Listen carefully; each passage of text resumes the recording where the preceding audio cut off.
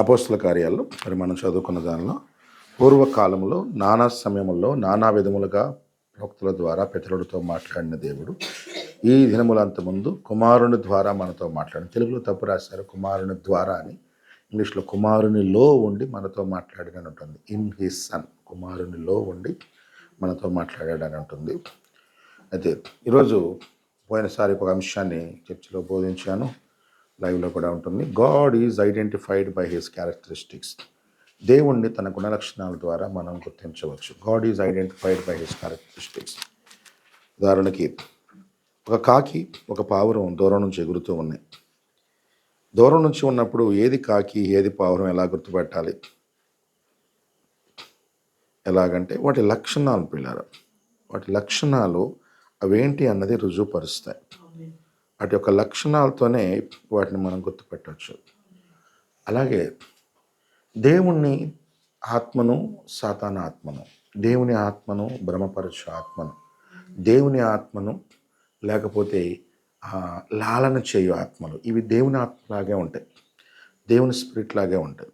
వాటిని ఎలా డిఫరెన్షియేట్ చేయాలి? ఇప్పుడు చెప్పాను ఇంతకుముందు, దూరం నుంచి మనం ఒక కాకిని పావురాన్ని చూస్తున్నాం. దూరం నుంచి చూస్తే రెండుటి సైజులు ఒకేలా ఉంటాయి. రెండిటి దూరం నుంచి ఆల్మోస్ట్ కలర్ కూడా రెండు ఒకేలాగా ఉంటాయి. రెండు కూడా పక్షులే. సో మనకు దూరం నుంచి చూస్తున్నప్పుడు దాదాపు ఒకేలా అనిపిస్తాయి. వాటిని ఎలా గుర్తుపట్టవచ్చు అంటే, ఒకటి వాటి ఎగిరే ప్యాటర్న్ బట్టి కొంత చూడవచ్చు. లేదంటే ఇంకా కొంచెం మనం దూరంగా చూస్తే కోపి ఇడిదిరి కూర్చు, ఈ కుర్చీ కూడా తీసేసాయి ఇక్కడ ఎందుకు, తర్వాత మళ్ళీ వేసుకున్నాను కానీ అటు వచ్చేసాను. ఇడిదిరుగు. సో దేవుణ్ణి ఇప్పుడు దూరం నుంచి చూసినప్పుడు ఒకేలాగా ఉంటాయి పిల్లరా. లాంగ్ నుంచి వాటి కొంచెంసేపు నువ్వు గమనించావనుకో, కొంచెంసేపు గమనిస్తే కాకులు ఊరికి కొట్టుకుంటాయి, పావురాళ్ళు ఎక్కువ కొట్టుకోవాలి. సో దాన్ని బట్టి మేబీ డిఫరెన్స్ కొంత అర్థం అవ్వచ్చు. కొన్ని కాకులు కూడా సైలెంట్గానే ఉంటాయి. ఇంకా మనం దూరం నుంచి అలా గమనిస్తూ ఉన్నాం అనుకోండి, కాకులు, పావురం ఫుడ్ తినేటప్పుడు అది పొలంలో తింటుంది అనుకోండి, అది అక్కడే ఉంటుంది. బయటికి ఎగిరేటప్పుడు ఏదన్నా కుళ్ళిపోయిన శరీరంగా ఏదన్నా కనిపిస్తే తినలేదు. అదే కాకిని మనం చూస్తే అది వెళుతూ ఉంటుంది, మళ్ళీ తినగలదు. అక్కడ పావురం తినలేదు. సో దాన్ని బట్టి ఇది కాకి ఇది పావురం దూరం నుంచే చెప్పవచ్చు. లేదా ఒక చెరువు దగ్గరికి వెళ్ళాం, అక్కడ అవి రెండు వచ్చినాయి, దూరం నుంచి చూస్తున్నాను. చూసినప్పుడు అది నీళ్ళల్లో మునిగిన పావురం నీళ్ళల్లో మునిగి పైకి వచ్చింది. ఎందుకంటే పావురం లోపల రెక్కల లోపల నూనె ఉంటుంది, నూనె ఒళ్ళంతా నూనె స్రవిస్తూ ఉంటుంది. దానివల్ల అది నీళ్ళల్లో మునిగినా దానికి ఏం కాదు, వెంటనే పోతుంటాయి దాని బాడీ. అదే కాకి మునిగింది అనుకోండి, ఆ రెక్కలు అంటుకుంటాయి బాడీకి, అతుక్కుపోతుంది మొత్తం, అది చాలా ఇబ్బంది పడుతూ ఉంటుంది, చలికి అల్లాడిపోయింది. పావురానికి అలా ఉండదు. పావురానికి నీళ్ళల్లో మునిగినా వెంటనే వెళ్ళిపోతాయి, మొత్తం వెళ్ళిపోతుంటాయి. సో వాటి లక్షణాలతో దూరం నుంచి మనం చెప్పొచ్చు, ఓ ఇది కాకి. నువ్వు దగ్గరికి ఏం వెళ్ళలేదు, చూడలేదు, కానీ చెప్పవచ్చు ఇది కాకి ఇది పావురం అని. సో అలాగే ఇక్కడ మనం ధ్యానిస్తున్న అంశం, ఇప్పుడు దేవుని ఆత్మలాగే కనపడే కొన్ని సాతాన ఆత్మలు ఉన్నాయి. అవి కూడా దేవుని ఆత్మలాగే ఉంటుంది పని. దూరం నుంచి చూసినప్పుడు పావురము కాకి ఒకేలా ఉన్నట్టు ఒకేలా ఉంటాయి. అవి ఏంటంటే అందులో భ్రమపరచు ఆత్మ, లాలన చేయు ఆత్మ, ఆమేన్, హల్లెలూయా. అలాగే తప్పిదప్పు ఆత్మ, స్పిరిట్ ఆఫ్ ఎర్రర్ బైబిల్ చెప్తుంది. ఇవి చాలా వరకు దేవుని ఆత్మలు ఆగే ఉంటాయి. సో ఇంకా చెప్పాలంటే వాళ్ళు సేవకులే, క్రైస్తవులుగా ఉంటారు, మంచి జీవితాన్ని జీవిస్తుంటారు. దేవుని ఆత్మ కలిగిన సేవకుడు, విశ్వాసి ఎలా ఉంటారు, వాళ్ళు కూడా దాదాపు అలాగే ఉంటారు. మనం దూరం నుంచి చూస్తున్నప్పుడు చాలా వరకు సిమిలర్గా అనిపిస్తారు, దగ్గరగా ఉంటారు. మరి ఎలా గుర్తుపట్టాలి పిల్లలు? సో అందుకనే దేవుణ్ణి మనం దేవుని లక్షణాలు ఉన్నాయి, కొన్ని దేవుని స్వభావం ఉంది. దేవుని స్వభావం ద్వారా మనం గుర్తుపట్టవచ్చు. నేను ఇంతకుముందు ఫస్ట్ ఇదే టాపిక్లో ఒక అంశాన్ని బోధించాను. దేవుణ్ణి గుర్తుపట్టడంలో ఫస్ట్ క్యారెక్టర్ ఏంటంటే, గాడ్ ఈజ్ సూపర్ న్యాచురల్. దేవుడు ఎక్కడున్నా అతీతమైన కార్యాలు చేస్తాడు. నేచురల్కి అబోవ్ అంటే సహజాతీతమైన కార్యాలు చేస్తాడు. సూపర్ న్యాచురల్, దేవుడు ఉన్న చోట, దేవుని ఆత్మ కదిలాడే చోట సూపర్ న్యాచురల్ కార్యాలు ఉంటాయి పిల్లలు. సో సూపర్ న్యాచురల్ కనుక లేకుండా మనం కనుక కొంతమంది కూడా సంఘాలు చూస్తాం, స్వస్థతలు నమ్మరు, అద్భుతాలు నమ్మరు, ప్రవచనాలు నమ్మరు, లేకపోతే అసలు కళలు నమ్మరు, దేవుడు దర్శనంతో మాట్లాడుతున్నాడంటే నమ్మడు, లేకపోతే దేవుని ఆత్మ వారి మీదకి వచ్చిందంటే నమ్మరు. ఇలా బోల్డ్ అన్ని సూపర్ న్యాచురల్ని నమ్మని సంఘాలు బోల్డ్ ఉన్నాయి. ఆమేన్. ఈ వర్తమానం నమ్మే వాళ్ళలో కూడా మాకు భాషలు అవసరం లేదు, మాకు ప్రవచనాలు అవసరం లేదు, పరిపూర్ణమైంది వచ్చింది కాబట్టి ఇప్పుడు ఏమొస్తుందనే బ్యాచ్ కూడా ఉన్నారు. సో ఇప్పుడు హెబ్రోన్ సంఘం ఉంది, వాళ్ళు సూపర్ న్యాచురాలిటీని ఏమి నమ్మరు. బ్రదరన్ సంఘాలు ఉన్నాయి, మీరు బ్రదరన్ సంఘాలను చూస్తే చూడండి, బ్రదరన్ అసెంబ్లీస్ అని ఉంటాయి. మన అంబేద్కర్ కాలనీలోనే రెండు మూడు చర్చిలు ఉన్నాయి. బ్రదరన్ చర్చిలు వెళ్తుంటేనే కామాన్ ఎదురుగా చివరిలో కనిపిస్తుంది కర్మేలా, దాని పేరు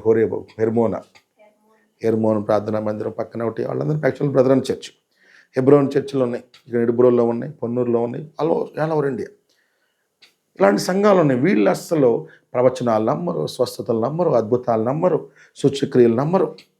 కానీ క్రైస్తవ సంఘాలే చాలా మంచిగా ఉంటారు, చాలా యథార్థంగా ఉంటారు, చాలా పరిశుద్ధంగా ఉంటారు. చూస్తే వాళ్ళు కూడా మంచి భక్తి పరులాగే ఉంటారు, చాలా ఇంకా మనకు గొప్పగా చాలా చక్కగా దేవుని కోసం బ్రతుకుతున్నట్టుగా ఉంటుంది. కానీ అద్భుతాలను నమ్మరు, సూచ్యక్రియలను నమ్మరు, ఆశ్చర్యకార్యాలు నమ్మరు, దేవుని ఆత్మ యొక్క ఏ కదలికను నమ్మరు. సో దేవుడి ఆత్మ పనిచేసే చోట, దేవుడు మూవ్ అయ్యే చోట సూపర్ న్యాచురాలిటీ ఉంటుంది. ఎక్కడైనా చూడండి. ఆమేన్. దేవుడిని భౌతిక బలాన్ని, భౌతిక శక్తిని కాదు, దేవుడు సహజాతీతమైన వాటిని వాడటానికి ప్రయత్నిస్తాడు. ఇది ఆల్రెడీ ఎంతో ముందు బోధించాను. సో ఒకవేళ వెనకపోతే వెళ్ళి మన దానిలో ఉంటుంది, మళ్ళీ పెట్టుకొని వినండి. మోషే 40 సంవత్సరాల వయస్సులో ఉన్నప్పుడు, ఐగుప్తుకి రాజుగా ఉన్నప్పుడు, ఐగుప్తు సామ్రాజ్యం ఆయన చేతిలో ఉన్నప్పుడు, ఆయన ఒక మాట చెప్తే ఇజ్రాయెల్ బయటికి వెళ్ళిపోతారు. అంత అవకాశం ఉన్నప్పుడు దేవుడు వాడుకోలేము. దేవుడు ఏమైనా మర్చిపోయాడా? 80 ఏళ్ళు వచ్చినప్పుడు రే టైం అయిపోయింది, మోషేని వాడుకోలేకపోయామే, ఇప్పుడు మోషే రాజుగా తప్పిపోయాడే, రాజు నుంచి కింద సామాన్యుడు అయిపోయాడు, దేవుడు టెన్షన్ పడ్డాడా? లేదు, దేవుడు కావాలనే దేవుడు వాడుకోలేదు. ఎందుకంటే దేవుడికి నేచురల్గా మోషే యొక్క సహజ బలం కాదు కావాల్సింది, దేవుని బలం కావాలి. మోషే బలవంత అయిపోయిన తర్వాత, మోషే బలవంత బలహీనం అయిపోయిన తర్వాత, మోషే ఇక నేను ఏం చేయలేను అనుకున్నప్పుడు మోషే మాటల్లో మాటకారితనం కోల్పోయాడు, లేకపోతే మనుషుల్ని కన్విన్స్ చేసే ఆ క్యాపబిలిటీ కోల్పోయాడు, లేకపోతే మోషే ఆ ప్రజల మీద ఉన్న ప్రభావాన్ని కోల్పోయాడు. ఇవన్నీ కోల్పోయి మోషే తన శక్తిని, తనకున్న రాజకీయ అధికారాన్ని, తనకున్న సైనిక బలాన్ని, వీటన్నిటిని కోల్పోయిన తర్వాత దేవుడు రంగం మీదకి వచ్చాడు. ఆమేన్. నా వల్ల కాదు ప్రభువా, నేను చేయలేను ప్రభువా, నేనేం చేయలేను ప్రభువా అంటే, అప్పుడు ఆయన చేతిలో ఉన్న కర్రనే తీసుకొని దేవుడు కిందేస్తే పావుగా మార్చి అద్భుతాలు చేసి, నేను నీకు తోడున్నాను పద, ఐగుప్తుని నేను వణికిచ్చి నీ ద్వారా ఐగుప్తులోంచి ప్రజలను బయటకు తీసుకొస్తాను, ఇదే కొండ మీద మీరు నన్ను ఆరాధన చేస్తానన్నాడు. ఆమేన్. సో చూడండి, మోషే సహజ బలం ఉన్నప్పుడు దేవుడు వాడుకోలే. బలం దేవుడు అతీతంగా, దేవుడు తన శక్తిని మోషేకి ఇచ్చి వాడుకుంటా వచ్చాడు. అపోస్తులను కూడా పెంతెకొస్తేనే ఉన్నాడు, పై నుండి శక్తిని పొందేంత వరకు ఎదురు చూడండి, మీరు పరిశుద్ధాత్మతో నింపబడిన తర్వాత అప్పుడు మీరు నాకు సాక్షులై ఉంటారన్నాడు. ఉదయలోను సమరయలోను బూదిగంతముల వరకు పరిశుద్ధాత్మ పొందుకోమన్నాడు. అవునా? హల్లెలూయా. ఎందుకంటే క్రైస్తవం అనేది నీ సొంత శక్తితో లేదు పిల్లారా, నీ సొంత బలంతో లేదు. హల్లెలూయా. దేవుని శక్తితో ఉండాలి. ఆమేన్. అందుకే వాళ్ళు ప్రార్థన చేస్తే జైలు గోడలు కదిలిపోయాయి, వాళ్ళు ప్రార్థన చేస్తుంటే వాళ్ళు కూర్చున్న స్థలం కంపించిపోయింది. హల్లెలూయా. వారి నీడబడితేనే స్వస్థతలు జరిగినాయి.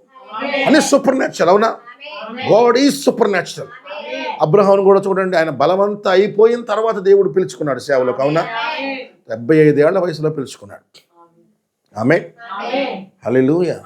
అంటే దేవుని యొక్క లక్షణం గాడ్ ఈజ్ సూపర్ న్యాచురల్. మీరు అన్ని గ్రంథాలు చూడండి బైబిల్లో, ఆదికాండం నుంచి ప్రకటన వరకు. నెహెమ్యా గ్రంథం కూడా చూడండి, ఒక గోడలు కట్టిన సంఘటన రాశాడు బైబిల్లో. గోడలు కట్టడం ఎందుకు రాశాడు? అంత విచిత్రం అనిపిస్తుంది. విచిత్రం ఎందుకంటే మామూలు గోడలు కట్టుకుని ఎవరైనా కట్టచ్చు, ఒక పట్టణం చుట్టూ పెద్ద గోడలు కట్టాలి. ఒకవేళ పొన్నూరు చుట్టూ ప్రహరీ గోడ కట్టామనుకో, ఎన్ని రోజులు పడుతుంది? ఎన్నో రోజులు పట్టవచ్చు. అది కూడా ప్రహరీ గోడ అంటే ఒక్క గోడ కాదు, ఆ గోడ 2 రథాలు పోయేంత పెద్ద గోడ, 2 రథాలు పోయేంత, అంటే ఆల్మోస్ట్ ఒక ఈ బిల్డింగ్ అంతా హైట్, టౌన్ చుట్టూ గోడలు, దానికి మళ్ళీ గేట్లు, దానికి ఎక్కడానికి మెట్లు, అటు ఇటు దారులు, రోడ్లు, ఇంత గోడలు కట్టించాలి. కానీ ఎవరితో కట్టిస్తున్నాడంటే ఏ మాత్రం బయలుదారి పని తెలియని వాళ్ళతో. అదే ఆశ్చర్యం. ఆమేన్. మన చర్చి కూడా అలా కట్టించాలి దేవుడు అద్భుతంగా. ఆమేన్. హల్లెలూయా. వాళ్ళకి ఏమీ రాదు పిల్లారా, వాళ్ళు ఎప్పుడు మేస్త్రి పని చేసిన వాళ్ళు కాదు. వీళ్ళనే వాడుకో. 2, వాళ్ళు బానిసలుగా అప్పుడే బయట నుంచి వచ్చిన వాళ్ళు, వాళ్ళ దగ్గర ఆర్థికంగా కూడా ఏమీ లేదు, అందరూ చితికిపోయి ఉన్నారు, నలిగిపోయి ఉన్నారు. ఇలాంటి వాళ్ళని ఎన్నుకొని అసలు పని రాదు, ఏమీ రాదు, పైగా అంటితోడు అంతకు మునుపు గోడ కూలిపోయి రాళ్ళు రప్పలన్నీ మిగిలిపోయినాయి అక్కడ. అసలు అది క్లీన్ చేయాలి ఫస్ట్. అది క్లీన్ చేయాలి, ఇళ్లను వాడుకోవాలి, మళ్ళీ ధనం సమకూడాలి. ఇన్ని కార్యాలు వాళ్ళు చేశారు. ఆశ్చర్యంగా 52 రోజుల్లోనే చేశారు. మరి వాళ్ళు కడుతుంటే టోబియా సన్బలెట్ అంటారు, మీరు కట్టిన దాని మీద ఒక నక్కెళ్ళి టన్నంగానే పడిపోయిద్ది వెనక తయారు చేస్తాడు. కానీ ఆ కట్టిన గోడలు దాదాపుగా ఈ రోజుకి నిలిచే ఉన్నాయి, ఇప్పటికీ నిలుస్తుంది. సొలొమోను కట్టిన గోడలు కూలిపోయినాయి. అంత ధనవంతుడైన సొలొమోను కట్టించింది, దావీదు కట్టించినవి కూలిపోయినాయి. కానీ ఈయన కట్టించిన, నెహెమ్యా కట్టించింది, ఇప్పుడు మీరు చూసే యెరూషలేము చుట్టూ ఉన్నాయి, నెహెమ్యా కట్టించిన గోడలే.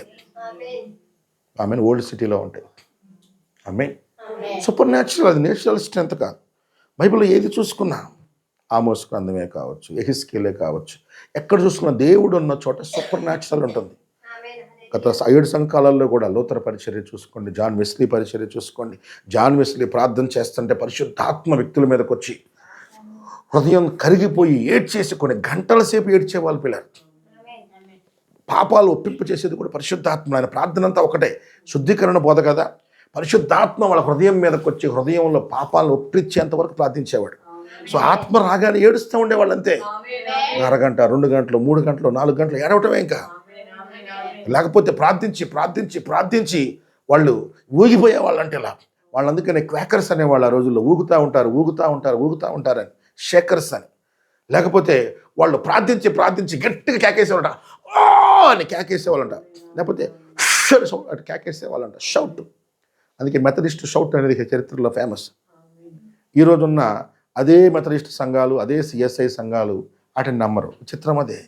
పరిశుద్ధాత్మ మీదకు వచ్చే మనుషుల్ని పాపాలను ఒప్పింప చేసిద్దంటే నమ్మలేరు. కొన్ని గంటలు ఆ రోజుల్లో ఒక ఆమె జాన్ వెస్లీ గారి మీటింగ్ జరుగుతుంటే, ఏంటి ఏడుపు, అంత యాక్టింగ్, ఎంత మోసం అని చెప్పేసి చూద్దామని చెప్పి వచ్చిందంట. ఆమె మీటింగ్లోకి వచ్చాగానే పరిశుద్ధాత్మ ఆమె మీదకి వస్తే ఆమె ఏడుస్తూ 4 రోజుల పాటు ఏడుస్తుందంట పిల్లలు. ఆత్మ లోపలికి వచ్చి చేసే కార్యం అది. నీకు ఊరికి ఏడుపు వస్తూ ఉంటుంది, నీకు అర్థం కాదు. ఎందుకంటే లోపలికి ఆత్మ వచ్చి నీ హృదయాన్ని ఒప్పింప చేస్తూ ఉంటాడు. ఆమేన్. సో దేవుడు ఎక్కడ కదిలినా సూపర్ న్యాచురల్. సూపర్ న్యాచురల్ లేని సంఘాలు అవి దేవునివి కానే కాదు. సుమా గుర్తుపెట్టుకోండి. ఆమేన్. First vindication. ఈరోజు కూడా చాలామంది అసలు స్వస్థతలు, అద్భుతాలు, సూపర్ న్యాచురల్ దేవుడు ఆత్మ కదలికలను నమ్మని సంఘాలు ఉన్నాయి. అవి కూడా సంఘాలే. వాళ్ళు సేవ చేస్తారు, వాళ్ళు వాక్యం చెప్తారు, వాళ్ళు బోధిస్తారు. కానీ డిఫరెన్స్ కాకికి పావురానికి మనం దూరం నుంచి చూస్తే ఎలాగో సేమ్ వే ఇది కూడా అలాగే పిల్లలు. ఆమేన్. సో దేవుని ఆత్మను గుర్తుపట్టాలి అంటే దేవునికి కొన్ని గుణలక్షణాలు ఉన్నాయి. అందులో ఫస్ట్ గుణలక్షణం ఏంటి? దేవుడు God is super natural. Amen. Hallelujah. So ఇందులో 2వ అంశాన్ని ఈరోజు బోధిస్తున్నాం. సో దేవుని ఆత్మ కదలికలో 2వ అంశం ఏంటంటే, ఇది ఇన్ఫ్యాక్ట్ అసలు దేవుని స్వభావంలో ఫస్ట్ స్వభావం, God always separates his people from unbelief and worldly things. దేవుడు ఎప్పుడు తన ప్రజల్ని లోకము నుంచి, లోక సంబంధమైన ఆచారాల నుంచి, లోక కార్యాల నుంచి, అవిశ్వాసం నుంచి తను పిలుచుకున్న వాళ్ళని ప్రత్యేకపరుస్తూ ఉంటాడు పిల్లలు. సపరేట్ చేసే దేవుడు. ఆమేన్. మీరు పాత కొత్త నిబంధనలో దేవుడు పిలుచుకున్న వారందరినీ ఎప్పుడు సపరేట్ చేస్తాడు అంటున్నావు Gopi. Okay. So God always separates his people. అది దేవుని స్వభావం. ఆమేన్. నీ చుట్టుపక్కల అవిశ్వాసులను పెట్టి, లేకపోతే దేవుని నమ్మని వారిని పెట్టి, లేకపోతే దేవుని చట్టాలకు లోబడి వారిని పెట్టి వాళ్ళ నుంచి నిన్ను ప్రత్యేకపరచాలి దేవుడు. ఆమేన్. వాళ్ళ నుంచి నిన్ను వేరు చేయాలి. నిన్ను వేరుగా ఉండటానికి పిలుస్తున్నాడు ఆయన. ఒకవేళ నువ్వు పొరపాటున వాళ్ళతో మిక్స్ అవుతున్నా, వాళ్ళతో కలుస్తున్నా, నువ్వు గనక దేవుడు నిన్ను సపరేట్ చేస్తూ నేను గద్దిస్తూ ఉంటాడు, సరిదిద్దుతూ ఉంటాడు, దండిస్తూ ఉంటాడు, హెచ్చరిస్తూ ఉంటాడు. ఇది దేవుని స్వభావం. So God always separates his people. Amen. దేవుడు తన ప్రజలని, లోకస్తుల్ని వేరు చేస్తూ ఉంటాడు. చాలామందికి వేరు చేయటం ఇష్టం ఉండదు. అంటే అక్కడ చూడండి, అక్కడ తేడా. దేవుని ఆత్మ కార్యం ఏంటి? లేకపోతే మోసపరితమైన సంఘం, లేకపోతే భ్రమపరిచే ఆత్మ, లేకపోతే లాలన చేయు ఆత్మ, అవి కూడా దేవుని ఆత్మలాగా ఉంటుంది. వాళ్ళు వాక్యం చెప్తారు, వాళ్ళు కార్యం చెప్తుంటారు. తేడా ఏంటంటే వాళ్ళు లోకము నుంచి, లోకాచారాల నుంచి ప్రజల్ని పూర్తిగా వేరు కానివ్వరు. వాళ్ళు వాడే ఆయుధం ఏంటంటే ఇవన్నీ మానుకుంటే ఎవరు వస్తారు దేవుని దగ్గరికి అని. కానీ దేవుడు ఏంటి అవన్నీ వదిలిపెట్టారమ్మంటాడు. అదే పాత కొత్త నిబంధనలో బైబిల్ మొత్తంలో మనం ఎక్కడ చూసినా దేవుడు ఎప్పుడు తన ప్రజల్ని బయటకు సపరేట్ చేస్తూనే ఉంటాడు అన్ని రకాలుగా. ఆమేన్. ముందుగా ఇజ్రాయేలీలు ఐగుప్తులో ఉన్నారు. ఐగుప్తీయుల్లో నుంచి ఇజ్రాయేలీని వేరు చేశాడు. అవును, ఐగుప్తు నుంచి వేరు చేశాడు. ఐగుప్తు నుంచి వేరు చేయటమే కాదు, ఐగుప్తు ఆచారాలు, ఐగుప్తు చట్టాలు, ఐగుప్తు నియమాల నుంచి కూడా వాళ్ళని సపరేట్ చేశాడు దేవుడు. అప్పుడే వాగ్దాన భూమిలో తీసుకెళ్ళాడు. అసలు ఇన్ఫ్యాక్ట్ సంఘము అనే పదానికి అర్థం, చర్చ్ అంటే అర్థం, the church means the called out once, బయటకు పిలవబడిన వారు, ప్రత్యేకించబడిన వారు అని. ఆమేన్. మనకి రోమా పత్రికలో, కొరింథీ పత్రికలో దేవుడు పిలువబడిన వారు, క్రీస్తు నిమిత్తం ప్రత్యేకపరచబడిన వారికి అని రాయబడింది. పౌలు అంటాడు, నా తల్లి గర్భం మొదలుకొని నన్ను ఏర్పరచుకొని నన్ను ప్రత్యేకపరచుకున్న దేవునికి అని. అసలు విశ్వాసులే లోకము నుంచి ప్రత్యేకించబడ్డారు. సేవకులు విశ్వాసుల నుంచి కూడా ఇంకా దేవుని పని కోసం ప్రత్యేకించబడ్డారు వాళ్ళు. ఆమేన్. హల్లెలూయా. ఇజ్రాయేలీని చూడండి, అసలు అక్కడి దాకా ఎందుకు, ఫస్ట్ దేవుడు ఏదేని తోటలో పాపం జరిగిన తర్వాత కయీను గుంపు, హేబేలు గుంపు, హేబేలు చనిపోయాడు. హేబేలు స్థానంలో ఎవరు వచ్చారు? షేతు వచ్చాడు. షేతు పిల్లలు, కయీను పిల్లలు ఉన్నారు. వాళ్ళ నుంచి వీళ్ళని సపరేట్ చేశాడు దేవుడు. వాళ్ళని నరుల కుమారులు అన్నాడు, వీళ్ళని దేవుని కుమారులు అన్నారు. సపరేట్ చేశాడు. ఆదికాండం 6వ అధ్యాయంలో మీరు చూడండి, నరుల కుమారులు, దేవుని కుమార్తెలు. అసలు జలప్రళయం రావడానికి కారణం ఏంటి? వీళ్ళు వాళ్ళతో కలిసిపోవడం దేవుడి కోపాన్ని రప్పించింది. చదవండి 6వ అధ్యాయం ఆదికాండంలో. అసలు ఆదికాండం మెయిన్ సమస్య ఏంటి? దేవుడేమో సపరేట్ చేశాడు. సాతాను వచ్చి అందరం ఒకటే, అందరం దేవుడిని నమ్ముతున్నాం, అందరం దేవుని బిడ్డలమేగా, అందరం ఒకటే, కానీ ఒకటి కాదు. ఎందుకంటే ఆదికాండం 6వ అధ్యాయం తీసుకున్న స్పీడ్గా చదువు. నరుడు భూమి మీద విస్తరించినప్పుడు విచిత్రంగా దేవుని చూడండి, దేవుని పిల్లలు ఎక్కువ వ్యాపించాల. ఇప్పుడే గుర్తుపెట్టుకోండి, దేవుని సంఘం కంటే కూడా దేవుని కాని సంఘమే తొందరగా వ్యాపించింది. పొలం దగ్గరికి వెళ్ళండి, పొలంలో నువ్వు కష్టపడి మొక్కలేస్తావు, కష్టపడి వాటికి దున్నుతారు, అన్నీ వేసి లోపల కూరగాయ మొక్కలు ఏమేస్తారు. నువ్వు ఏ కష్టపడకుండానే గడ్డి మొలుస్తుంది. నువ్వు వద్దన్నా మొలుస్తూ ఉంటుంది. పిచ్చి మొక్కలు వద్దన్నా మొలుస్తాయి. వాటికి నీళ్ళు పెట్టక్కర్లా, వాటికి కష్టపడాలి, ఏం చేయక్కర్లా, ఫ్రీగా మొలుస్తాయి. గోధుమల పంటల్లో గురుగులు ఆటోమేటిక్గా వచ్చినాయి. మీరు గోధుమల కంటే కూడా గురుగులు చాలా స్పీడ్గా ఎదుగుతూ వెళ్ళారు. వరిలో కూడా వరి కంటే కూడా దుబ్బ మొక్కలనే ఉంటాయి. అంటే దాని లోపల ఏముండదు, దుబ్బ వరిలాగే ఉంటుంది. అది స్పీడ్గా లేచింది, పైకి వెళ్ళింది, వరి కంటే స్పీడ్గా లేచింది. అది సృష్టిలో చూడండి పిల్లలు, దేవుడు ప్రకృతిలో ఉన్నాడు. సో దేవుడు ఎన్నుకున్న వాటికంటే కూడా ఎన్నికలు లేనిది చాలా స్పీడ్గా గ్రోత్ అవుతుంది. ఆమేన్. ఇక్కడ చూడండి, దేవుని కుమారులు ఎక్కువ విస్తరించారని రాయబడింది. నరుల కుమారుల అంటే కయ్యను వంశస్థులా లేకపోతే షేతు వంశస్థులా? కయ్యని పిల్లలు బాగా ఎక్కువ గ్రోత్ అయ్యారంట, విపరీతంగా పెరిగారంట. వాళ్ళ జనాలు, వాళ్ళ ప్రజలు, వాళ్ళ ఊర్లు, వాళ్ళ పట్టణాలు. ఆమేన్. వాళ్ళ టెక్నాలజీ గ్రోత్ అయింది, వాళ్ళ మ్యూజిక్ ఇన్స్ట్రుమెంట్లు గ్రోత్ అయినాయి. ఆమేన్. వాళ్ళు భౌతికంగా చాలా రకాలుగా వెళ్ళారు. కాకపోతే అక్కడే వాళ్ళే మేకప్లు వేయటం, లిప్స్టిక్లు వేసుకోవటం, జుట్టు కత్తిరించుకోవటం, ఫ్యాషన్లు వేసుకోవటం.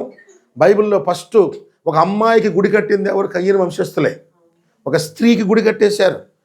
ఆమె పెద్ద సినిమా హీరోయిన్ ఏమో, ఆ రోజుల్లో మనకు తెలియదు. ఆమె పేరు రాయబడింది నయమా అని. అక్కడే 5వ అధ్యాయంలో నయమా 2-3 పెళ్ళిళ్ళు చేసుకోవడం మొదలుపెట్టింది ఎవరు? వీళ్ళే, కయ్యను వంశస్థులు. లెమెక్ అనేవాడు బైబిల్లో మొదట డబుల్ మ్యారేజ్, 2 భార్యలు. అలా భార్యల పేర్లు కూడా ఆదా, సిల్లా అంట. ఎవడో వచ్చి సేవకుడు చెప్పాడంట, తప్పు, దేవుడు ఏకపత్నివతుడిగా సృష్టించాడు, ఒక్క ఆదాముని సృష్టించాడు, ఒక్క అమ్మని సృష్టించాడు, నువ్వు ఇలా చేయటం తప్పు అని చెప్పేసి ఒక పాస్టర్ వచ్చి చెప్తే ఆ పాస్టర్ని కొట్టాడంట రక్తం కారేలాగా. ఇంకొక యవనస్తులు వచ్చి చెప్తే యవనస్తుని చంపేశాడంట. చంపటమే కాదు, వాడు వచ్చి పబ్లిక్గా చెప్పుకున్నాడు, ఓ ఆదా, ఓ సిల్లా రండి, నేను మిమ్మల్ని చేసుకున్నానని చెప్పి ఒకడు నన్ను గద్దిస్తే వాడిని వేసేసి తల పగలగొట్టాను, ఇంకొకటి నన్ను గద్దిస్తే వాడిని చంపేశాను. కయ్యను కోపం 7 రెట్లు అయితే నా కోపం 70 రెట్లు అని చెప్పేసి అతిశయించుకుంటున్నాడు. అంటే అతిశయించుకోవటం, కొట్టడం, వైలెన్స్, బలాత్కారం, ఇదంతా కయ్యను వంశస్థుల సహజం. ఈవెన్ ఆడవాళ్ళకి అందంగా తయారు చేయటం, ఆడవాళ్ళకి నరుల కుమారులు చూడండి, అప్పుడు దాకా నరుల కుమారులకి కుమార్తెలు పుట్టడం స్టార్ట్ చేశారంట. వాళ్ళకి ఆడపిల్లలు పుట్టగానే అసలు రంగురంగులుగా డెకరేట్ చేసి మేకప్లు లిప్స్టిక్లు అన్నీ వేసి వాళ్ళకి ఆభరణాలు పెట్టేసి అందంగా డెకరేట్ చేసి అప్పుడు దాకా ఏంటంటే చాలా కాలం దేవుడు ఆపాడు. వాళ్ళు నరుల కుమారులైనా పిల్లలు మాత్రం ఇక్కడ తీసుకోవాల్సిందే పెట్టాడు. ఎందుకంటే పాపం ఇంకా పెరిగిద్దని వాళ్ళు అనుకుంటున్నారు. వీళ్ళేమో ఇక్కడి నుంచి వచ్చిన బ్యాచ్ ఆడ బ్యాచ్ కాబట్టి వాళ్ళు ఎంత ఒత్తిడి పెట్టినా వీళ్ళు ఒకటిలా ఇక్కడ దాకా పొట్టి బట్టలు వేసుకో స్లీవ్లెస్ వేసుకుంటే వీళ్ళేమో ఈ కుటుంబాల నుంచి వెళ్ళారు ఇష్టపట్టలా. వాళ్ళు ఎదురు చూస్తారు మాకు కానీ ఆడపిల్లలు పుట్టాలా, మా అమ్మాయికి నేర్పిస్తాం ఫ్యాషన్ అంటే ఎట్లా ఉంటుందని చూశారు. ఒక టైం వచ్చింది దేవుడు వాళ్ళకు కూడా ఆడపిల్లని ఇవ్వటం స్టార్ట్ చేశాడు. వాళ్ళ ఆడపిల్లకి వేయటం స్టార్ట్ చేశారు. మేకప్లు రంగులు ఆర్టిస్టిక్లు భయంకరంగా పాపం పెరిగిపోయింది. అందుకని పిల్లారా ఒక ఊరిని ఒక బార్ షాప్ కంటే ఒక సినిమా షాప్ కంటే ఒక ఊరు మొత్తాన్ని కొల్లగొట్టి నాశనం చేయగలిగేది ఒక వేశ్య కొంప. ఈజీగా ఒక బార్ షాప్ వల్ల నాశనం ఉంటుంది, ఒక సినిమా వల్ల కొంత నాశనం ఉంటుంది. కానీ ఒక వేశ్య ఒక అపవిత్రత స్త్రీ ఉంటే ఆ ఊర్లో మొత్తం నాశనం అయిపోతుంది పిల్లలు. ఆమేన్. కానీ ఇప్పుడు అపవిత్రతలో ఉన్న వాళ్ళే సినిమాల్లో క్రేజీలుగా స్టార్లుగా అనేక రకాలుగా వెళ్తూ ఉన్నారు. సరే భౌతికంగా వాళ్ళు తప్పులు చేసేలా కాకపోయినా వాళ్ళ దేహాన్ని నువ్వు ఎప్పుడైతే నీ దేహాన్ని వేరే వాళ్ళు చూసేలాగా ప్రదర్శిస్తావో ఆల్రెడీ పొరుగువాడు వ్యభిచారం చేయడానికి నీ దేహాన్ని నువ్వు సమర్పిస్తున్నట్టు. అందుకని స్త్రీ పురుషుని బట్టలు వేసుకోవద్దని రాయబడింది. స్త్రీ కామాన్ని ప్రేరేపించే బట్టలు వేసుకోవద్దని రాయబడింది బైబిల్లో. స్త్రీ తన దేహాన్ని చూపించొద్దని రాయబడింది. మర్యాదపూర్వకమైన వస్త్రాలు వేసుకోవాలని రాయబడింది. వీళ్ళు అన్ని చేయడం స్టార్ట్ చేశారు. అందుకని వాళ్ళని వీళ్ళని సపరేట్ చేశాడు దేవుడు. కానీ వీళ్ళు ఏం చేశారు? దేవుని కుమారులు నరుల కుమార్తెలతో పోయారు. వీళ్ళు వాళ్ళు కలిసిపోవడం స్టార్ట్ చేశారు. చదవండి అక్కడ స్పీడ్గా. చక్కని వారిని చూసి వాళ్ళ అందానికి ఫ్లాట్ అయిపోయారు దెబ్బకి వీళ్ళు. తెలుగులో ఇంకా నచ్చిన వారిని పెళ్లి చేసుకున్నారని రాయబడింది. యాక్చువల్గా హెబ్రీ భాషలో నచ్చిన అమ్మాయిలతో జీవించడం మొదలు పెట్టారంట. పెళ్లి కాకుండానే సహజీవనం, లివింగ్ టుగెదర్. సో దాన్ని లివింగ్ టుగెదర్ సహజీవనం చేయటం మొదలు పెట్టారంట. నచ్చింది పెళ్లి కాకుండానే ఇక వాళ్ళిద్దరు కలిసి జీవితం చేయటం, ఇలా చేయటం మొదలుపెట్టారు. అందుకే దేవుడు కోపం వచ్చింది. అర్థమైందా? సరిగ్గా కూర్చో. అందుకోసం దేవుడికి వీళ్ళని సహించను, ఇలా 120 సంవత్సరాలే మొత్తం భూమి మొత్తం నాశనం చేస్తానంటున్నాడు. ఎందుకు పిల్లారా? ఎందుకంటే వీళ్ళు దేవుడేమో సపరేట్ చేస్తున్నాడు, సాతాను వచ్చి కలుపుతున్నాడు. అందరం ఒకటే, అందరం కూడా ఒకే తల్లి బిడ్డలం కదా, అందరం అవమ పిల్లలమే కదా, అందరూ మీరు నేను ఒకటే కదా అంటే తల్లి ఒక్కతే, తండ్రులు ఒకళ్ళు కాదు.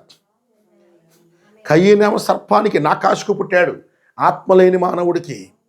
షేతు ఎవరికి పుట్టాడు? ఆదాముకు పుట్టాడు, దేవుని పోలికల్లో పుట్టాడు. అందుకని వీళ్ళ దేవుని కుమారులు అన్నారు, వాళ్ళ నరుల కుమారులు అన్నాడు. ఆమేన్. వాళ్ళు ఎప్పుడు అందరం ఒకటే అని చెప్పడానికి చూస్తారు. లోకం ఎప్పుడు కూడా మన అందరం ఒకటేరా, మన అందరం ఒకే కుటుంబంరా. చూడండి ప్రతి చోట వాళ్ళు వాడే డైలాగ్ ఇదే పిల్లలు. దేవుడు మనము లోకం ఒకటి కాదు అని చెప్తాడు. నువ్వు ఒక విగ్రహారాధన కుటుంబంలో పుట్టి ఉండొచ్చు, వాళ్ళని దేవుడు సపరేట్ చేశాడు. లేకపోతే నువ్వు ఒక అన్ని మతంలో ఉండుండొచ్చు, నేను సపరేట్ చేశాడు దేవుడు. లేకపోతే ఒక నామకాద క్రైస్తవంలో పుట్టి ఉండొచ్చు, నేను సపరేట్ చేశాడు దేవుడు. వాళ్ళేమో బంధుత్వాన్ని బట్టో, కులాన్ని బట్టో, లేకపోతే ఊరిని బట్టో ఏదో ఒక మనం అందరం ఒకటే అని చెప్పాలనుకుంటారు. అందరూ ఒకటి కాదు. ఆమేన్. దేవుడు ఎప్పుడు సపరేట్ చేసే దేవుడు. ఆమేన్. మనం వాళ్ళు ప్రేమిస్తున్నామంటే వాళ్ళ పాపంతో రాజ్యపడమని కాదు, వాళ్ళ ఫ్యాషన్లు చేసుకోమని కాదు. ఆమేన్. వాళ్ళ పిల్లలకి ఏమో జుట్టు కత్తిరించుకొని ఇప్పి డ్రెస్సులు వేసుకుంటారు, లేకపోతే ఇచ్చటి స్టైల్స్ పెట్టుకుంటారు, ఇట్లా తెగిపోయేవి పెట్టుకుంటారు, మిసాలు ఎట్లా పెట్టుకుంటూ ఉంటారు. అవునా? రకరకాల ఫ్యాషన్లు. కానీ దేవుడు తన పిల్లలకి పరిశుద్ధతను లేకపోతే మర్యాదను అన్ని రకాలుగా నేర్పించుకుంటూ వచ్చాడు. ఆమేన్. దేవుడు నేర్పించింది మనం పాటించాలి, వెంబడించాలి. దేవుడు మూర్ఖులకు ఈ తరం వారికి చూడండి, పెంతెకోస్తు దినాన అపోస్తలుని ఈవెన్ అప్పుడున్నటువంటి పరిసయ్యులు, సద్దూకయ్యులు, హేరోదీయులు ఇశ్రాయేలీయులు ఎన్నుకోబడిన వాళ్ళే, వాళ్ళ నుంచి కూడా తన యొక్క ప్రజల్ని సపరేట్ చేశాడు. అవును, పెంతెకోస్తు దినాన మీరు మూర్ఖులకు ఈ తరం వారికి వేరే రక్షణ పొందండి అన్నాడు. ఆమేన్. ప్రతి చోట సపరేషన్ చేయటం దేవుని యొక్క విధానం. ఇక్కడ దేవుని కుమారులను నరుల కుమారులను వాళ్ళని వీళ్ళని దేవుని బిడ్డల్ని వాళ్ళని సపరేట్ చేశాడు. సాతాను వచ్చి చేశాడు, కలపడం స్టార్ట్ చేశాడు. ఎక్కడో ఎవరో పెద్ద పాస్టర్ చేసి ఉంటాడు, ఎవరో విశ్వాసం చేసి ఉంటాడో స్టార్ట్ అయిపోయింది. అందరూ అలాగే చేస్తున్నారు. ఏమైంది పిల్లరా? ఒక మంచి విశ్వాసుల కుటుంబంలో, ఆ కుటుంబంలో నుంచి ఒక ఆమె వచ్చింది. ఈ కుటుంబంలో పాపం వీళ్ళు ఎవరు టీవీలు చూడరు. ఇక ఆమెకు టీవీ లేకపోతే దిగదు. భర్తతో గొడవ పెడుతుంది. నాకు రోజు టీవీ కావాల్సిందే, నేను చూడాల్సిందే, నేను అవి చూడాల్సిందే, ఇవి చూడాల్సిందే, లేకపోతే నేను ఉండలేను, అది ఇది, లేకపోతే మనం వేరే ఇల్లుకి వెళ్ళిపోదాం, సపరేట్గా ఇల్లు పెట్టుకుందాం, మీ అమ్మలతో సపరేట్ అవుదాం, మనకి ఏడొద్దు అని స్టార్ట్ అయింది. మెల్లమెల్లగా అలాగే అవుతాయి. తర్వాత బర్త్డే ఫంక్షన్ వస్తుంది, లేకపోతే వాళ్ళు అంటారు దేవునికి ఇష్టం ఉండవు, మనం ఇవన్నీ చేయొద్దని. అది చేస్తేనే తప్ప, ఎందుకు తప్పు, మనం బర్త్డే చేయాలి, గ్రాండ్గా చేయాలని ఫంక్షన్ స్టార్ట్ అయ్యిద్ది. లేకపోతే తర్వాత వాళ్ళ ఇంటికి వెళ్ళిద్ది, ఆభరణాలు పెట్టుకొని వస్తుంది మొత్తం అటు ఇటు. మనం ఎవరు పెట్టుకోకూడదు, మా ఇంట్లో మా అమ్మ లేదు పెట్టుకోలేదు, మా పిన్ని పెట్టుకోలేదు, మా అక్క పెట్టుకోలేదు, మా చెల్లి పెట్టుకోలేదు, అసలు మా సంఘంలోనే ఊరుకోవడం అంటారు. మీ వాళ్ళందరూ ఒక మూఢాచారం గట్టిగా ఎక్కించుకుని ఒక ఆమె గట్టిగా ఎవరు నయమాలు అంటే ఒక స్ట్రాంగ్ లేడీని దిగగానే ఆమె ధైర్యంగానే పెట్టుకొని చిచ్చుకొస్తూ ఉంటుంది. పాస్టర్ తిట్టుకొని ఆయన తిట్టుకొని ఐ డోంట్ కేర్ అన్నట్టు డిసైడ్ అవుతుంది. అలాగే కొన్ని ఏళ్ళు ఉంటుంది. ఆమెను చూసి ఇంకెవరికో ధైర్యం వచ్చేది, చూసావా పాస్టర్ గారు అంత తిడుతున్నా, పలానా ఆంటీ పెట్టుకుంది, పలానా అక్క పెట్టుకుంది, అయితే నేను కూడా పెట్టుకోవచ్చు, ఏం కాదని ఇంకొక ఆమె పెట్టిద్ది. ఆయన గట్టిగా తిడుతూనే ఉంటాడు. అలా అలా అలా కొంతకాలం అయిపోయిన తర్వాత ఒక స్ట్రాంగ్ లీడర్స్ ఎప్పుడైతే సంఘం నుంచి వెళ్ళిపోయి బలమైన ఆత్మ కలిగిన నాయకులు వెళ్ళిపోయి కొంచెం బలహీనలు వస్తారో ఇక వీళ్ళ ట్రెండ్ ఎక్కువైపోయింది, వీళ్ళు డామినేషన్ చేయడం స్టార్ట్ చేస్తారు. అలా అలా ప్రతి సంఘం జరుగుతుంది ఇదే. అలాగే మెల్లమెల్లగానే పాపం ఎంటర్ అయింది. అందుకని అసలు దేవుడు పాపాన్ని ఏమాత్రం సహించడు పిల్లలు. పాపం బిగినింగ్ స్టేజ్లో ఉండగానే దాన్ని చంపేయమని దేవుడు చెప్తా ఉంటాడు. ఆమేన్, హల్లెలూయా. చిన్న పాపమే కదండి, చిన్న పిల్లే కదండి, చిన్న పిల్ల. అందుకని చిన్న పిల్లలకు కూడా జుట్టు కత్తిరించుకోవటాలు, మగవాళ్ళగా డ్రెస్సులు వేయటాలు, బేబీ ప్యాంట్లు వేయటాలు చేయకండి. బాల్యం నుంచే ఎలా దేవునికి ఇష్టం నేర్పించండి. అవన్నీ దేవునికి ఇష్టం ఉండవు, అవి దేవునికి నచ్చవు అని చిన్నప్పటి నుంచి చెప్పండి. బాలుడు నడవలసిన త్రోవానికి నేర్పండి. బాలుడు అంటే బాలిక కూడా, బాలు నడవలసిన త్రోవానికి నేర్పించండి. అంటే ఎలా బ్రతకాలి, ఎలా జీవించాలి, ఎలా బట్టలు వేసుకోవాలి, ఎలా మాట్లాడాలి, ఎలా ప్రవర్తించాలి నేర్పించాలి. పిల్లలకి చిన్నప్పుడే నేర్పించాలి. ఒక ఇంట్లోకి వెళ్ళాను, ఆ పిల్లోడు వచ్చి వాళ్ళ నాన్న దగ్గరికి వచ్చి, ఒరే నాన్న రారా, వాళ్ళ నాన్నే ఏంటంటే ఏముంది బ్రదరు, చిన్నప్పటి నుంచి అట్లా అలవాటైంది. ఆ చెప్పు బాసు అంటాడు. ఒరే నాన్న, ఒరే డాడీ, డాడీ నా నాన్న కాదు, ఒరే డాడీ నా 10 రూపాయలు కావాలి, రా రా డాడీది.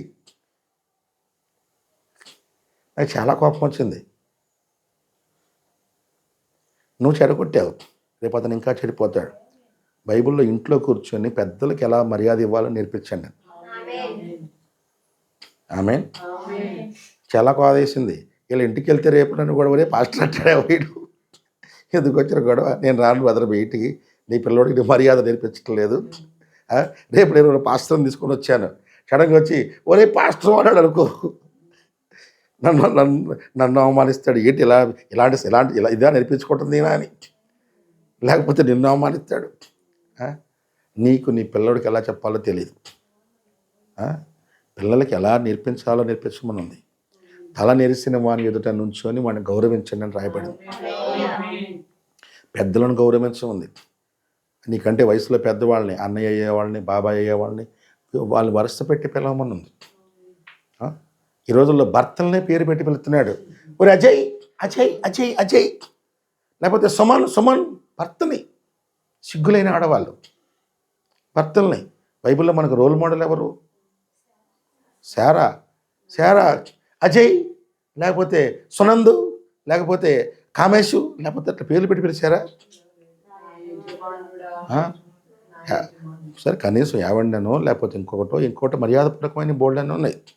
ఆమెకి నా యజమానుడా అని పిలిచింది. ఇప్పుడున్న ఇది ఎందుకు, ఇది కయ్యను కుమార్తెల ప్యాషను. హే బేబ్స్, సో కాల్డ్. ఆమెని బేబీ బేబీ బేబీ అంటుంటాడు, ఆమె కూడా ఇతన్ని క్యా బేబీ బేబీ అని. భర్త స్థానాన్ని తక్కువ చేయటం, ఆమె స్థానాన్ని హెచ్చించుకోవటం, అది లోకం చేసేది. తన స్థానాన్ని హెచ్చించుకుంటూ ఉంటుంది. ఇవన్నీ స్టార్ట్ అయ్యేది మూవీస్తోనే. ఎందుకంటే మూవీస్ సాతాను యొక్క సువార్త హెడ్ క్వార్టర్ పిల్లలు, సెటన్ హెడ్ క్వార్టర్. అది క్యాచ్ ఆ స్పిరిట్ ఎక్కడి నుంచి వచ్చింది. ఆడవాళ్ళు దీనత్వంగా ఉండటం, తగ్గించుకోవటం పాపమని, అది చేతకాంతనమని సినిమా సువార్త చెప్తూ ఉంటుంది. Hollywood gospel. ఆడవాళ్ళు ఇంట్లో ఉంటే ఏమొచ్చింది, పని చేసుకుంటూ వచ్చి దాన్ని క్రేజీగా చూపిస్తూ ఉంటారు. ఆఫీస్కి వెళ్ళి టిప్ టాప్గా రావటాన్ని, ఇంట్లో ఉండటాన్ని చేతకానిగా, పనికిరాని దానిగా చూపిస్తూ ఉంటారు. దేవుడు చెప్పిందేమో ఇంట్లో ఉండి పిల్లలను చూసుకొని పరిశుద్ధులకి పరిచర్య చేసి కుటుంబం కోసం ప్రార్థించిన స్త్రీలకు గొప్ప విలువ రాయబడింది. బైబిల్లో మొత్తం నుండి అబ్రహాం, శారాలు మొదలుకొని కొత్త నిబంధనలో పేతురు భార్య వరకు, లేకపోతే కొత్త నిబంధనలు రాయబడిన స్త్రీల వరకు వాళ్ళ జీవితాలు చూడండి. సో వాళ్ళు చెప్పించేది అది. విలువలు తీసేయటం, వరసలు తీసేయటం, మనుషుల మధ్యలో పిలుపులు తీసేయటం, అన్ని రకాలుగా దేవుడు సపరేట్ చేసే దేవుడు. వాళ్ళు మిక్స్ చేయడానికి ట్రై చేస్తారు. మిక్స్ చేయటం వల్ల వాళ్ళ పాపం వచ్చింది. ఏమంటే చిన్నదే కదా, చిన్న పిల్లే కదండి, ఈ మాత్రం ప్యాంట్లు వేసుకుంటే ఏంటంటే ఇప్పుడు చిన్న తాచుపాము పిల్లే, ఆ చిన్న తాచుపామే కదండి, ఏం కాదండి చంపకండి వదిలేయండి అంటే ఆ తాచుపామే రేపు ఎంత పెద్ద శాటై కూర్చుంటుంది. అందుకని కానాన్ దేశంలోకి వెళ్ళినప్పుడు కానానీయుల్ని వాళ్ళ పసిపిల్లల్ని కూడా చంపేయండి అన్నాడు. ఎందుకంటే they are spirits, not persons. ఎక్కడైతే మనకి మనుషులను చంపమంటల్లా పాపము, shun the very appearance of evil. ఏ రూట్లో ఈవిల్ కనిపిస్తున్నా చిన్నప్పుడే ఫోన్లో కూర్చొని చాటింగ్లు చేయటం, టైం అయిపోయిన తర్వాత కూర్చొని మాట్లాడటం. నేను బొంబాయిలో ఒక బ్రదర్ని చూశాను, ఎల్ఐసిలో మేనేజర్, శామ్యుల్ సంపత్తి బ్రదర్ అని. దాదాపు నెలకి ఎంతో హై అమౌంట్ శాలరీస్ వస్తుంది, మంచి పెద్ద హౌసే. కానీ అమ్మాయికి ఇంటర్మీడియట్ వచ్చిన దాకా ఫోన్ ఇవ్వలేదు. అందరూ పిల్లలు అప్పటికి పెద్ద పెద్ద ఫోన్లు ఇచ్చి అన్నీ చేస్తుంటే వాళ్ళు ఫోన్ కొనివ్వలేదు. పిల్లలకి అవసరం లేదు బ్రదర్. నేను అప్పుడు చాలా ఇన్స్పిరేషన్ అయింది, నాకు చాలా గొప్పగా అనిపించింది. పిల్లలకి 4th క్లాస్కి సపరేట్ ఫోన్ కొనియటం, అడిగి సపరేట్ ఫోను, అడిగి కూర్చొని ఏం చేస్తాడో తెలీదు, వీళ్ళేదో చేయటం. ఆడపిల్ల కూర్చొని ఫోన్లో ఏదో ఎవరితో చాటింగ్లో మాట్లాడుతూ తెలియదు, ఎవరితో డిస్కస్ చేసేదో తెలియదు. పిల్లల మీద కేర్ ఉండదు, పిల్లల మీద కన్సర్న్ ఉండదు. తర్వాత రేపు సమస్య వచ్చి రేపు సడన్గా ఇంటర్ చదువుతున్నప్పుడు, డిగ్రీ చదువుతున్నప్పుడు ఏదో ఒక రోజు కాలేజీ నుంచి, ట్యూషన్ నుంచి లేట్గా వచ్చింది. ఏమైందమ్మా అంటే ఒకరోజు, రెండో రోజు లేటుగా వస్తే గుండెల్లో దడ. అప్పుడు దడ తెచ్చుకోవటం ఎందుకు? అప్పుడు టెన్షన్ తెచ్చుకోవటం ఎందుకు? బాలిక నడవలసిన త్రోవ, బాలు నడవలసిన త్రోవ బాల్యం నుంచే నేర్పించారు. వాళ్ళతో సహవాసం మంచిది కాదు, వాళ్ళతో కలిసి తిరగటం మంచిది కాదు. ఆమేన్, హల్లెలూయా. సో దేవుడు సపరేట్ చేసే దేవుడు పిల్లారా. దేవుడు ఇప్పుడు సపరేట్ చేశాడు. ఇక్కడ దేవుని కుమారులని నరులు పెట్టే వాళ్ళని సపరేట్ చేశాడు. ఎందుకంటే వాళ్ళ పాపం, వాళ్ళ ఫ్యాషన్స్, వాళ్ళ లోక కార్యాలు తన బిడ్డలకు రాకూడదని పిల్లారు. ఆమేన్, హల్లెలూయా. తర్వాత చూడండి, అబ్రహామును పిలిచాడు. అబ్రహామును పిలిచినప్పుడు తన కుటుంబం నుంచి, తన బంధువుల నుంచి, తన ఇంటి వాళ్ళ నుంచి, ఆదికాండం 12వ అధ్యాయంలో అబ్రహామును సపరేట్ చేశాడు. దేవుడు దీవించాలంటే అక్కడే దీవించకూడదా? అక్కడే బలపరచకూడదా? అక్కడే గొప్ప దేశంగా చేయకూడదా? అక్కడే గొప్ప సంఘంగా చేయకూడదా? చేయలేడా? వాళ్ళ ఇంటికాడ చేయలేడు దేవుడు? అబ్రహాముని సపరేట్ చేశాడు. సపరేట్ చేయటమే కాదు, అబ్రహాం అక్కడ ఎదుగుతున్న తర్వాత అబ్రహాముతో పాటు వాళ్ళ అన్నయ్య కొడుకు, వాళ్ళ తమ్ముడు కొడుకు, అన్నయ్య కొడుకు, సహోదరుడు కొడుకు అతను లోతు కూడా వచ్చాడు. దేవుడు ఒక టైం అయిపోయిన తర్వాత లోతు నుంచి కూడా సపరేట్ అవ్వన్నాడు. ఎందుకంటే అబ్రహాము, లోతు ఇద్దరు కూడా నీతిమంతులే, కానీ ఇద్దరిలో చాలా తేడా ఉంది పిల్లలు. అబ్రహాముకు డైరెక్ట్ పిలుపు ఉంది, లోతుకు పిలుపు లేదు. అబ్రహాం ఒక దర్శనాన్ని కలిగి ఉన్నాడు, లోతు దర్శనాన్ని కలిగి లేడు. అబ్రహాం ఒక దాని కొరకు ఎదురు చూస్తున్నాడు, లోతు దేని కొరకు ఎదురు చూడలే. ఆమేన్. అబ్రహాం మనసులో దేవుడి కోసం లోకంలో వైరాగ్యంగా బ్రతకాలని ఉంది, లోకాన్ని ఒక పెంట కుప్పగా ఎంచుకొని బ్రతకాలని ఒక తీర్మానం ఉంది. కానీ లోతు అబ్రహాముతో ఉండటం వల్ల తగ్గించుకుంటున్నాడు, కానీ నిజానికి లోతుకి మనసులో హ్యాపీగా లోకరీతిగా బ్రతకాలని ఒక వాంఛ ఉంది. ఆమేన్. అందుకని లోతు బుద్ధి లేని కన్యకలకు సాదృశ్యం. ఇక్కడ బుద్ధి లేని కన్యకలు కూడా, లోతు అదే దేవుణ్ణి నమ్ముతున్నాడు, అబ్రహాం అదే దేవుణ్ణి నమ్ముతున్నాడు. ఇద్దరు బలులిస్తున్నారు, ఇద్దరు ప్రార్థన చేస్తున్నారు, ఇద్దరు సేవకులే, ఇద్దరు ఒకే కుటుంబంలో వాళ్ళు. కానీ అబ్రహాముని లోతు నుంచి సపరేట్ అవ్వన్నాడు. ఎందుకంటే అబ్రహాము మైండ్ వాగ్దానం మీద ఉంది, లోతు మైండ్ డబ్బుల మీద ఉంది. అబ్రహాం మైండ్ దేవునితో సహవాసం మీద ఉంది, లోతు మైండ్ ఏమో లోకంలో గొప్పవాడు కావాలని ఆశ ఉంది. దానికోసం లోతు నుంచి కూడా సపరేట్ అవ్వమన్నాడు దేవుడు. లోతు సపరేట్ అయిన తర్వాత నీకు భూమిని ఇస్తానని చెప్పాడు. లోతు ఉన్నంత వరకు భూమిని ఇస్తానని చెప్పలేదు సుమా, అది గొప్ప విషయం.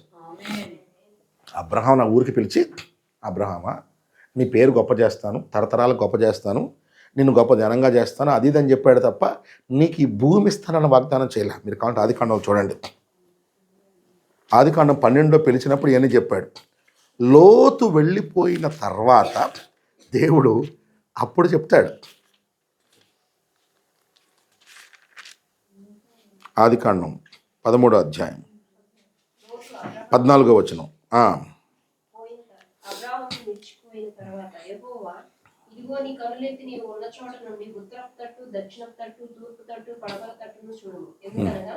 నీవు చూచున్న దేశం అంతటిని నీకు నీ సంతానమునకు సదాకాలం ఇచ్చేదను.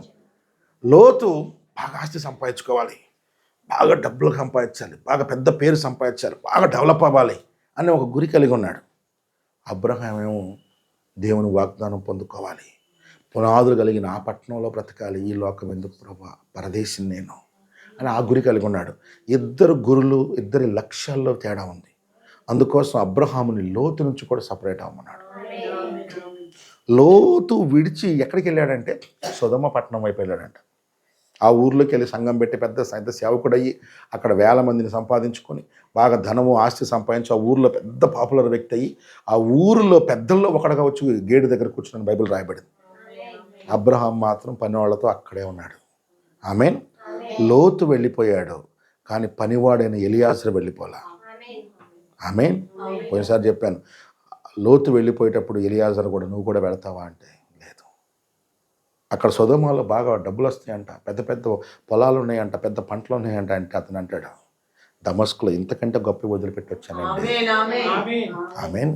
తను చూసింది అబ్రహాం దర్శనాన్ని చూశాడు, అబ్రహాం ప్రార్థనా శక్తిని చూశాడు, అబ్రహాం ప్రార్థిస్తే దేవుడు ఎంత రంగం మీదకి వస్తాడో చూశాడు, దేవుని సహవాసాన్ని కోరుకున్నాడు ఆయన. సరే, ఇద్దరు విశ్వాసులే, ఇద్దరిలో తేడా ఉంది. ఆయన నుంచి కూడా ఆయన సపరేట్ చేస్తున్నాడు దేవుడు. సపరేట్ అయినాక దేవుడు ఒక జర్కిచ్చాడు. వెళ్ళిపోయిన తర్వాత వాళ్ళ ఆవిడ నుండి వచ్చి, ఎందుకు వెళ్ళిపోయాడండి శారా నుండి వచ్చి అబ్రహాం అంటే, ఆడికి వెళ్ళిపోయి పొలం సంపాదించుకుందాం, ఇల్లు కట్టుకుందాం, పిల్లలు ఎప్పుడు సెటిల్ అవుతారు బాబాయ్, ఎక్కడ ఉంటే ఇంతే కదా నా పరిస్థితి, నన్ను వెళ్ళనివ్వు అన్నాడు. వెళ్ళాడు. అంటే సర్లే, మనకి పాదం పట్టే భూమి కూడా దేవుడు ఇవ్వలేదు కదా అనుకున్నాడు. ఆ రోజు దేవుడు చాలా లోతుపోయినాక, అబ్రహామా, ఈ ఏరియా మొత్తం ఎన్ని వేల లక్షల ఎకరాలు ఉన్నాయో అన్ని నీయే రాసిచ్చేస్తానని చెప్పి రాసిచ్చాడు. ఆమె చూడండి పిల్లారా, ఈయన పైన ఉన్న వాటిని వెతికితే కింద ఎతకుండానే దొరికినాయి. ఆయన కిందను ఎత్తుకుంటూ వెళ్ళిపోయాడు, అబ్రహాంకు దూరం అయిపోయాడు. ఆమేన్. హల్లెలూయా. అబ్రహాముని లోతును కూడా సపరేట్ చేసి ఆలోచించండి. ఇద్దరు ఒకే దేవుణ్ణి, ఒకే వాక్యాన్ని, ఒకే వర్తమానాన్ని నమ్ముతున్నారు, కానీ ఇద్దరి గురి వేరు. ఆమేన్. అందుకనే లోతు సంతానం అబ్రహాము సంతానాన్ని కూడా వేరు చేశాడు. లోతు సంతానం మోయాబీయులు, అమ్మోనీయులు. ద్వితీయోపదేశకాండం ఉంటుంది, మోయాబీయుడు కానీ అమ్మోనీయుడు కానీ ఇజ్రాయేలీల మందిరంలో కూడా ఉండడానికి వెళ్ళేదన్నాడు. సపరేట్ చేశాను నేను ఆల్రెడీ, మళ్ళీ వాళ్ళతో మీరు జాయిన్ అవ్వద్దు. ఆమేన్. ఒకే వాక్యంలో ఒకే దేవుడిని నమ్ముతున్న వాళ్ళల్లో కూడా రెండు వేరు వేరు గురి కలిగి ఉన్నాను. ఉదాహరణకి ఒక మంచి టీచర్ ఉన్నాడు, వాళ్ళ పిల్లోడికి స్టేట్ ఫస్ట్ కొట్టిద్దామని గురి కలిగి ఉన్నాడు. మంచి 10th స్టేట్ ఫస్ట్ కొట్టిద్దామని. అదే ఊర్లో అదే గల్లీలో ఆ 10th క్లాస్ పాస్ అయితే చాలనుకున్న ఒక బ్యాచ్ ఉన్నాడు. ఆ మ్యాథ్స్ ఏం చేసుకున్నాడు, తన పిల్లోడిని ఈ టైం దొరికిపోయి వాడితో ఆడుతున్నాడు అనుకో, వాడితో సార్ తిరుగుతున్నాడు అనుకో, రే నీ గురి వేర్రా, వాడేంద్ర పాస్ అయితే చాలనుకుంటాడు. నువ్వు చాలా ఉన్నతమైన దాని మీద గురిపెట్టావు, నువ్వు టైం జాగ్రత్త చదువుకోవాలి, నువ్వు చాలా టైంను ఉపయోగించుకోవాలి, నువ్వు ఇంకెక్కువ చేయాలని అతను సపరేట్ చేస్తూ ఉంటాడు. అంతేనా? ఎందుకు? ఇద్దరి గురి వేరు, ఇద్దరి లక్ష్యం వేరు. ఈరోజు చాలా సంఘాలు ఉన్నాయి, చాలా సంఘాలు ఆ ఎక్కువ మందిని తీసుకొచ్చి చక్కగా ఉండి ఏదో లోకంలో పేరు ప్రఖ్యాతలు సంపాదించుకుంటే చదువుకునే వాళ్ళు ఉన్నారు. కానీ వధువుకు ఒక లక్ష్యం ఉంది. ఏంటది? నేను ఎత్తబడే విశ్వాసంలోకి రావాలి. హల్లెలూయా. నేను పుత్రశ్రీకారం పొందుకోవాలి, శరీర మార్పును పొందుకోవాలి, లోకాన్ని జయించే విషయం కావాలి. అపోస్తులు కూడా పొందుకొని హక్కుపత్రం నేను పొందుకోవాలి. ఆమేన్. హల్లెలూయా. రోగం మీద అధికారం, పాపం మీద అధికారం, ప్రకృతి మీద అధికారం. అలాగే యేసయ్య ఎలా ఉన్నాడు భూమి మీద, మనం అలా బ్రతకాలి. పరిపూర్ణ మానవుని స్వరూపం అని రాయబడింది. ఆమేన్. చెప్పాము, ఒక చర్చి కాడ ఒక పిరమిడ్ వేసి ఉంటుంది మీకు ఎదురుగా, పరిపూర్ణ మానవుని స్వరూపం. ఆమేన్. క్రీస్తుకి ఎంత విశ్వాసం ఉందో మనకంత విశ్వాసం, ఆయనకి ఎంత జ్ఞానం ఉందో మనకంత జ్ఞానం. అన్ని విషయాల్లో మనం ఆయనకి మ్యాచ్ అవ్వాలంట పిల్లలు. ఆమేన్. హల్లెలూయా. గురి కలిగి, ఒక లక్ష్యం కలిగి. ఎలీషా ఉన్నాడు, ఏలియాని చాలామంది శిష్యులు వెంబడిస్తున్నారు. అవునా?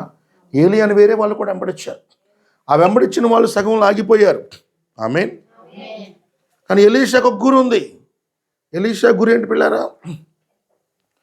ఎలీషా గురి ఏలియా మీద ఉన్న ఆత్మలో డబుల్ పోర్షన్ పొందాలి.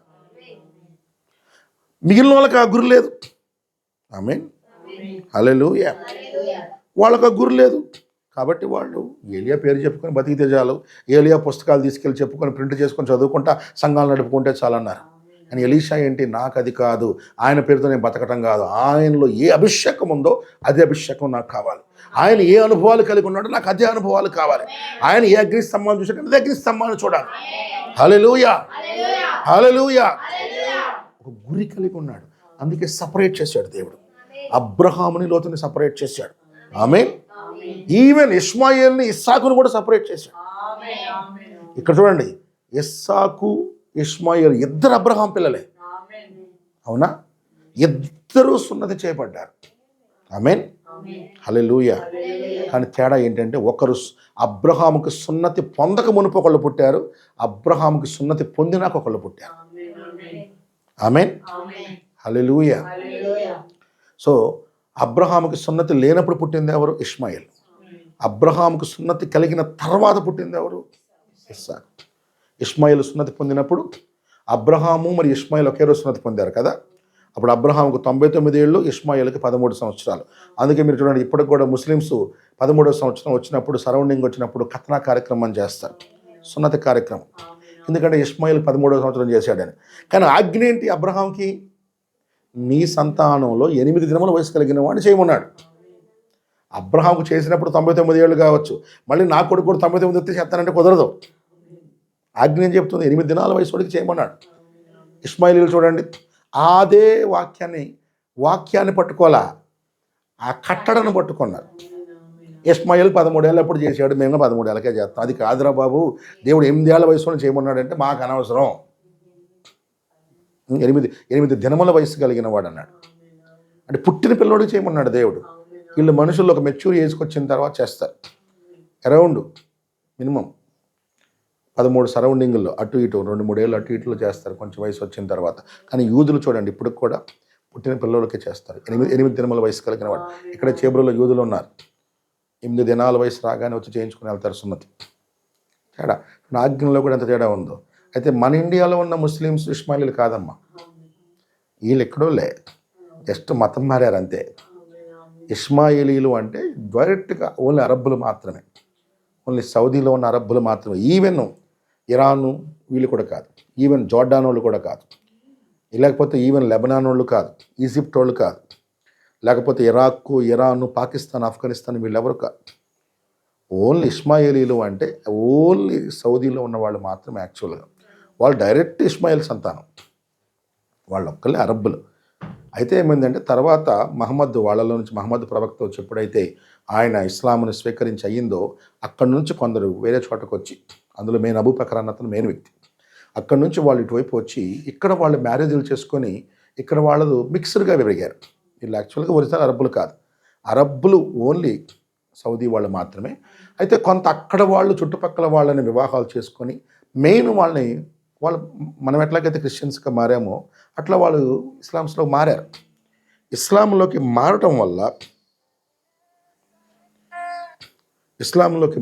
వల్ల పిల్లరా, సో వాళ్ళు అరబ్బులు అని చెప్పేసి లీనియన్స్ తీసుకుంటారు. అందుకని యాక్చువల్గా సౌదీలో ఉన్న వాళ్ళు మిగిలిన వాళ్ళని అరబ్బులుగా యాక్చువల్గా ట్రీట్ చేయరు ఇస్లాంగా.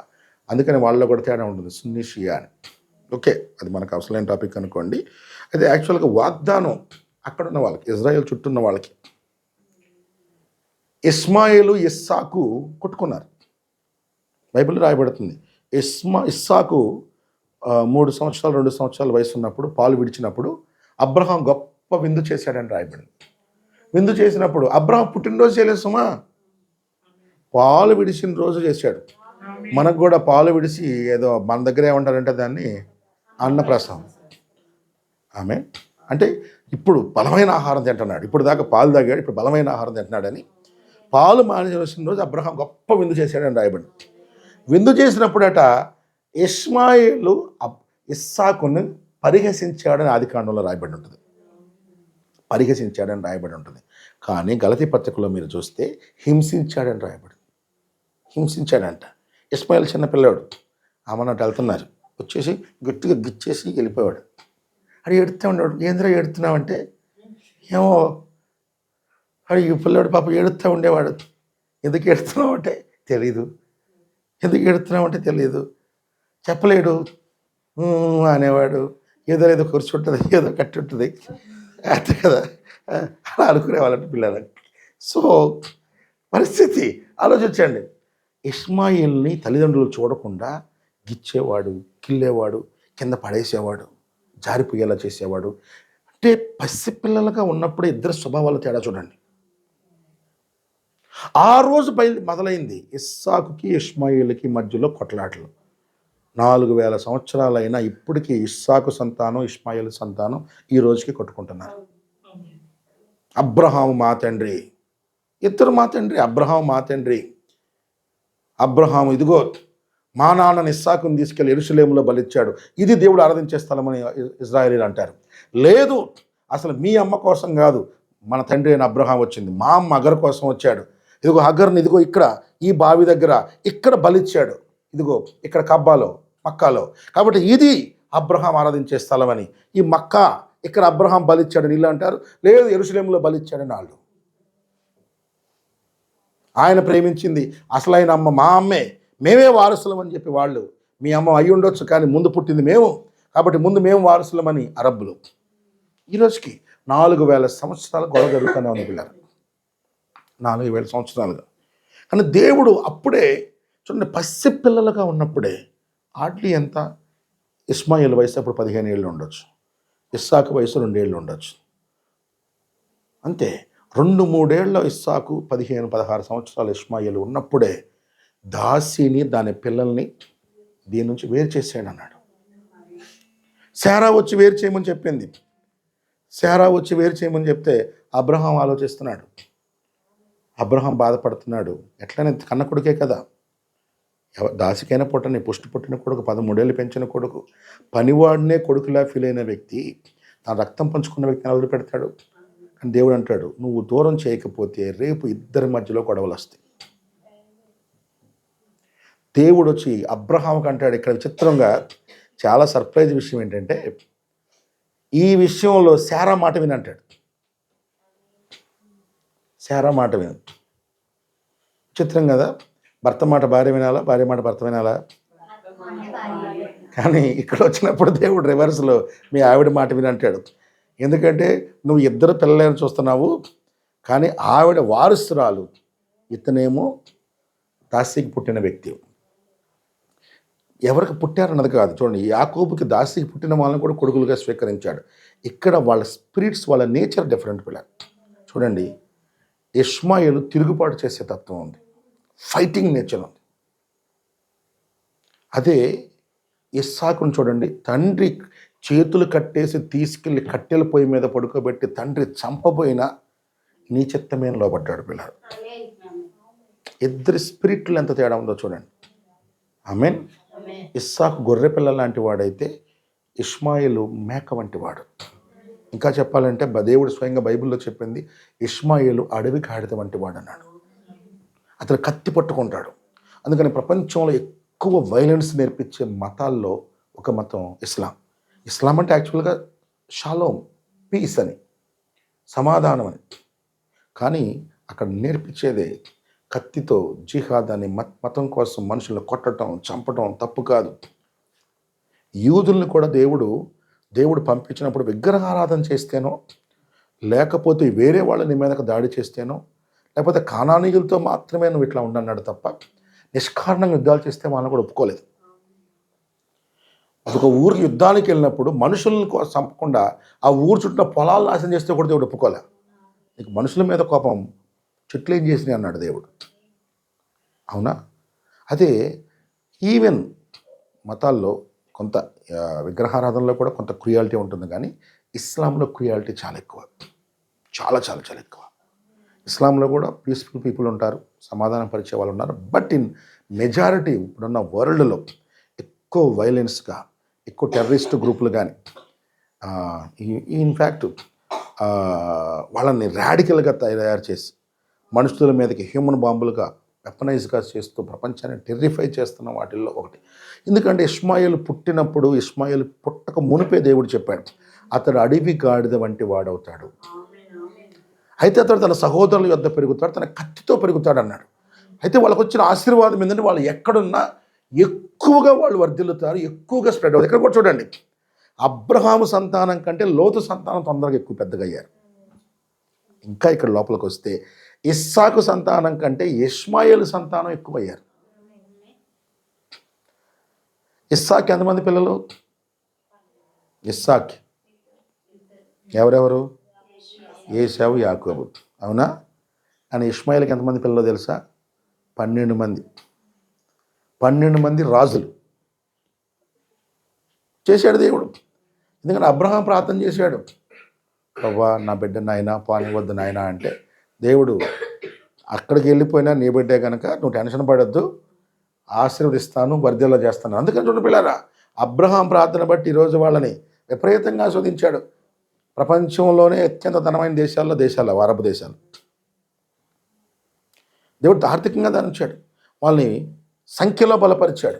ఇజ్రాయేలీల కంటే వీళ్ళు ఎక్కువ బలపడ్డారు. ఆమేన్.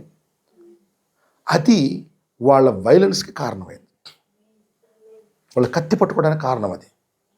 వాళ్ళ సంఖ్య ఎక్కువ ఉన్నాం, మేము గ్రూప్ ఎక్కువ ఉన్నాం అని కత్తి పట్టుకొని ప్రారంభం నుంచి కూడా ఇజ్రాయేల్ మీదకి దాడి చేశారు. తర్వాత నుంచి కూడా దాడి జరుగుతూనే ఉంది. ఆమేన్. దేవుడు ఇష్మాయేల్ నుంచి ఇస్సాకును సపరేట్ చేశాడు. చిత్రం కదా, 4000 సంవత్సరాలుగా వాళ్ళిద్దరు కొట్టుకున్నారు. అప్పుడు కొట్టుకున్నారు, తర్వాత కొట్టుకున్నారు, చరిత్రలో కొట్టుకున్నారు. 4000 సంవత్సరాలు అయిపోయినాక యూదులు బయట దేశంలోకి వెళ్ళి మళ్ళీ 1946లో వాళ్ళు వస్తే అలా ఇంగ్లాండు స్వతంత్రాన్ని ఇచ్చి అలా వెళ్ళిపోయింది. మన దేశానికి స్వతంత్రం అవడానికి కొద్ది రోజుల ముందే పిల్లారా, స్వాతంత్ర్యం ఇచ్చి బ్రిటిష్ ఆర్మీ అట్లా వెళ్ళిపోగానే చుట్టుపక్కల ఉన్న 8 ముస్లిం దేశాలు, అరబ్ దేశాలు స్పాట్లో వాళ్ళ మీదకి దాడి చేసి అటాక్ చేసింది. ఇజ్రాయెల్ నాశనం చేద్దాం. చచ్చిపోయింది ఇజ్రాయెల్. అప్పుడు కొత్తగా ఫామ్ అయింది. ఒక 2 రోజులే అవుతుంది బ్రిటిష్ వాళ్ళు స్వతంత్రం ఇచ్చి వెళ్ళారు. ఇంకా వీళ్ళకి ఆర్మీ లేదు, సైన్యం లేదు, వెపన్స్ లేవు, ఏమీ లేవు. చచ్చిపోయింది ఇజ్రాయెల్ దేశం అనుకున్నారు. కానీ అద్భుతంగా దేవుడు వచ్చి ఒక పిల్ల అప్పుడే పుట్టిన ఒక దేశం 8 దేశాలను ఓడించి గెలిచింది పిల్ల 1946 వారిలో. వాళ్ళు ఊరుకోలా అని మళ్ళా కొంచెం బలాన్ని కూర్చుకొని 1965 అనుకుంటా, ఐ థింక్ 65 or 67 ఈజిప్ట్లో మళ్ళా ఒక పవర్ఫుల్ లీడర్లు వేసి ఇజ్రాయెల్ని భూమి మీద లేకుండా చేస్తాం, ఇజ్రాయెల్ భూమి మీద లేకుండా చేస్తామని జనరల్ అబ్దుల్ గమాల్ నాజర్, అతని పేరు నాజర్, లేచి ఈ అరబ్ దేశాలు ఈసారి 8 దేశాలు, ముందు 8 దేశాలు కలిపితే పోరాడింది కదా, ఈసారి 13 దేశాలను కలిపాడు పిల్లారు. 13 దేశాలు, ఒక్కొక్క దేశంలో సైన్యం వేలల్లో లక్షల్లో ఉంది. ఇజ్రాయెల్ సైన్యం కొంచెమే. ఇజ్రాయెల్ దేశం మొత్తం తిప్పి చూస్తే ఇక్కడ నుంచి నెల్లూరు వరకు అంత ఉంటుంది అంతే. ఇంతే. ఒక 300 కిలోమీటర్ల కోస్టు వెడల్పు ఎంత, ఒక తిప్పి చూస్తే ఒక 150-200 కిలోమీటర్లు. ఈ జిల్లాలంతా, ఈ 3 జిల్లాలంతా ఒక బుడ్డ దేశం. చుట్టుపక్కల మహాదేశాలు 13 దేశాలు కలిపి వస్తే 6 రోజుల్లో ఓడిచేసింది పిల్లలు ఇజ్రాయెల్. 6 డే వార్ అంటారు దాన్ని. 6 రోజుల్లో మొత్తం సైన్యాలు నాశనం చేసి పడేసింది. మళ్ళీ 1973లో మళ్ళీ వార్కి వచ్చారు. యోమ్ కిప్పూర్ వార్ అంటారు. ఈసారి ఎప్పుడంటే వాళ్ళు పండుగ చేసుకుంటుంటే, ప్రలాపించు పండుగ చేస్తుంటే, అందరూ ప్రార్థనలు చేస్తున్న టైంలో వచ్చారు. అద్భుతంగా 2 నెలల్లో అద్భుతంగా మళ్ళా ఈసారి మళ్ళీ 13 దేశాలను ఓడించింది. దెబ్బకి వాళ్ళు వచ్చి పీస్ ట్రీటీ ఏర్పాటు చేసి, ఇంకెప్పుడు మీరు మా మీదకి రావద్దు, మేము మీదకి రావద్దు, డీల్ ఓకే అని డీల్ కుదుర్చుకున్నారు. అప్పటి నుండి మొన్నటి వరకు మళ్ళీ ఇజ్రాయెల్కి యుద్ధాలు లేవు. చిన్న టెర్రరిస్టు గ్రూపులు తప్ప దేశాలు ఎప్పుడు పోరాడలేదు. మొన్న కూడా పోరాడింది గాజాలోని ఈ హమాస్ వాళ్ళు, కానీ దేశం కాదు. కానీ ఇజ్రాయెల్ చుట్టూ అరబ్ దేశాలు 3 సార్లు పోరాడి 46 or 47 సబ్జెక్టు కరెక్షన్, అలాగే 67, 73 ఆ 3 యుద్ధాల తర్వాత ఇంకా సైలెంట్ కూర్చున్నాయి. కానీ ఈసారి ఇజ్రాయెల్కి ఒక యుద్ధం రాబోతుంది. ఈసారి యుద్ధం అరబ్ దేశాలే కాదు, భూమి మీద ఉన్న 190 దేశాలు వస్తాయని రాయబడింది. ఆమేన్, హల్లెలూయా. అయితే ఈ యుద్ధంలో విజయం ఎవరితో కూడా ముందే చెప్పబడింది. ఆమేన్. అరబ్ దేశాలు 13 వచ్చినా, అరబ్ దేశాలు 8 వచ్చినా, ఒక్క ఇజ్రాయెల్ గజగజలాడిచ్చేసింది. అందుకే అరబ్బులకి ఇజ్రాయెల్ అంటే అసహ్యం. మీరు ఇజ్రాయెల్ వెళ్ళాలంటే అరబ్ దేశాలు ఎక్కడ పోయిన వాటి మీద పోయిన వీసా ఉండకూడదు, ఉంటే అక్కడికి వెళ్ళలేరు. మన దేశానికి రావాలంటే ఎవరికైనా మనకు ఒకటే, పాకిస్తాన్కి పోతే మన దేశం రావడానికి లేదు, మన దేశం వీసా ఇవ్వదు, మన దేశం శత్రుత్వం. అదే ఇజ్రాయెల్కి అనుకోండి, అరబ్ దేశాలకు వెళ్ళిన వాళ్ళని రానిదు. ఈవెన్ మీరు సౌదీ వెళ్ళినా, ఒమన్ వెళ్ళినా, యెమెన్ వెళ్ళినా, లేకపోతే జోర్డాన్ వెళ్ళినా, ఈజిప్ట్ వెళ్ళినా, ఇరాన్, ఇరాక్, ఖతర్, వీటిల్లో ఎక్కడికి వెళ్ళినా ఖతర్ లేదులే, ఇజ్రాయెల్కి వెళ్ళాడు అంటే ఆ దేశంలోకి నీకు వీసా ఇవ్వరు. వాళ్ళు కూడా అంతే, వాళ్ళకి వెళ్ళారంటే వీళ్ళు వీసా ఇవ్వరు, వీళ్ళకి వెళ్ళారంటే వాళ్ళు వీసా ఇవ్వరు. ఇప్పటికీ ఇద్దరు కత్తి మీద పెట్టుకొని సై అంటే సై అని ఇద్దరు కొట్టుకుంటున్నారు. అప్పుడు పుట్టినప్పటి నుంచి స్టార్ట్ అయింది. ఇస్సాకు పుట్టినప్పుడు ఇస్సాకు ఇష్మాయిల్ కొట్టుకున్నారు. 4000 సంవత్సరాలైన ఇస్సాకు పిల్లలు ఇష్మాయిల్ పిల్లలు ఇప్పుడు కొట్టుకుంటున్నారు. ఎందుకు? దేవుడు వాళ్ళని సపరేట్ చేశాడు. కలిసి ఉంటే ప్రాబ్లం ఉండేది కాదు, దేవుడు సపరేట్ చేశాడు. 2, దేవుడు సపరేట్ చేయటమే కాదు, సపరేట్ చేసిన వాడిని దేవుడు తన తోడున్నాడని చూపించుకుంటూ ఉంటాడు. అతను రుజుపరుస్తూ ఉంటాడు, విజయాలు ఇస్తూ ఉంటాడు, దీవిస్తూ ఉంటాడు. ఇది చూసి ఆడికి కడుపు మండుతూ ఉంటుంది. అవునా? ఇజ్రాయెల్ 3 యుద్ధాల్లో గెలిచేసరికి అరబ్ దేశాలకు ఇప్పటికీ ఇజ్రాయెల్ మీద పేక మీద కోపం పిల్లారా, ఏమీ చేయలేక కంట్రోల్ చేసి సెకండ్ ఎత్తునే తప్ప ఇప్పటికి ఇజ్రాయెల్ అంటే బీభత్సమైన కోపం. 2008లో ఈజిప్ట్ ఏం చేసిందంటే, అప్పుడు దాకా ఈజిప్ట్ ఆ పీస్ డీల్ ఏర్పాటు చేసుకున్న తర్వాత ఆ పీస్ డీల్ 73 పీస్ డీల్లో ఇజ్రాయెల్ సీనాయి పెనిన్సులాని పెద్ద జయించిన ఏరియాని ఫ్రీగా వెనక్కి ఇచ్చేసింది. పీస్ కోసం ఇచ్చేసింది, గెలుచుకుంది యుద్ధంలో, కానీ వెనక్కి ఫ్రీగా ఇచ్చేసింది. ఇలా దేశం కన్నా 4 రెట్లు పెద్దగా ఉంటుంది ఆ స్థలం, కానీ ఫ్రీగా ఇచ్చింది. తీసుకోలే, సమాధానంగా ఉన్న గొడవలు వద్దని ఇచ్చి, అలాగే వాళ్ళ దేశం నుంచి పెట్రోల్ కొనడానికి ఒప్పుకుంది. వీళ్ళు ఏం చేశారు, మళ్ళీ ఇజ్రాయెల్ మీద యుద్ధం ఏర్పాటు చేద్దామని 2006 నుంచి 2008లో వీళ్ళకి పెట్రోల్ ఆపేస్తామని చెప్పేసి హెచ్చరిక చేశారు. ఇక మీ పెట్రోల్ అమ్మమని. పెట్రోల్ అమ్మకపోతే ఈ దేశం కొలాప్స్ అయిద్దని. పెట్రోల్ లేకపోతే ఏమి నడుస్తే, కార్లు నడవు, ఏమి నడవు. కానీ వీళ్ళు చేసే 4 ఏళ్ల ముందే అమెరికా నుంచి ఒక కంపెనీ వచ్చి అక్కడ తవ్వితే ఇజ్రాయెల్ పెట్రోల్ దొరికింది. మామూలుగా దొరకలా, ఇజ్రాయెల్లో విపరీతమైన పెట్రోల్ దొరికింది పిల్లలు. మరి 50 ఏళ్ళకి ఎందుకు దొరకలేదు ఎవరికి తెలియదు. అది 50 ఏళ్ళు ఎదుగుతున్నా దొరకలా, వీళ్ళు ఆపేస్తామనే ముందు దొరికింది. ఇదిగో 2012 నుంచి మేము మీకు ఆ పెట్రోల్ అమ్మమని చెప్పారు 2008లో. మనకెట్టగైతే ఇదిగో పలానా టైంకి చర్చి మానేయండి అని చెప్పారు, ఇక్కడ చర్చి ఖాళీ చేసి వెళ్ళాల్సిందని చెప్పారు. ఇజ్రాయెల్ కూడా అలాగే చెప్పారు. 2012 నుంచి మీకు పెట్రోల్ బంద్ అన్నారు. ఇజ్రాయెల్ వణికిపోయింది. మరి ఎక్కడ నుంచి పెట్రోల్? చుట్టుపక్కల అన్ని ముస్లిం దేశాలే, ఎక్కడో నుంచి యూరప్ నుంచి కొనుక్కుందాం, యూరప్లో దొరకదు, రష్యా నుంచి కొనుక్కోవాలి, అమ్మో ఎట్ట యుద్ధం అని భయపడుతుంటే వీళ్ళు పాపం ప్రార్థన చేసుకుంటా దేవుని కోసం ఉన్నారు. ఏం చేశాడు దేవుడు? అమెరికా నుంచి ఒక సియోను జయన్ ఆయిల్ కంపెనీ అని పెట్రోల్ నిక్షేపాలు ఒక అతనికి దేవుడు దర్శించి చెప్పి ఇజ్రాయెల్ ఎత్తుకుని కాయలు దొరికిద్ది అంటే వెళ్ళి వెతకటం మొదలుపెట్టాడు. వాళ్ళన్నారు ఆ దేశం వాళ్ళు, 70 ఏళ్ళుగా ఎదుగుతున్నాం బాబు, ఇక్కడ సొక్క కూడా దొరకలేదు అన్నారు. అది మీరు ఇప్పుడు నాకు దేవుడు చెప్పాడు ఎతకమని చెప్పి వెళ్ళి ఎతికారు వాళ్ళు. అయితే చెప్పాను ఇంతకుముందు ఒకసారి చర్చిలో కూడా, ఎంతమంది గుర్తుంది సాక్ష్యం? అక్కడ వెతికితే వాళ్ళ బైబిల్లో యాకోబు వాగ్దానం చేసినటువంటి ఆ ప్రవచనం చదివి అక్కడ ఆషేరు నీ పాదం తైలంతో ముంచుతామని ఆ ప్లేస్ ఎతికి అక్కడే కనుక్కున్నాడు. అద్భుతంగా అతనికి ఫస్ట్ ఒక 8 ఎకరాల భూమిలో దొరికింది. 8 ఎకరాల భూములు అంటే చాలా పెట్రోల్. తర్వాత తామారు పెట్రోల్ నిక్షేపం 32 ఎకరాల్లో దొరికింది. ఆ తర్వాత 200 ఎకరాల్లో ఐ థింక్ దేనా దాని పేరు ఏదో ఉంది ఆయిల్ నిక్షేపం. తర్వాత ఇటు సైడ్ గోలాన్ హైట్స్లో 30,000 ఎకరాలు దొరికింది పిల్లలు. అక్కడ జరిగిందేమనుకుంటున్నారు?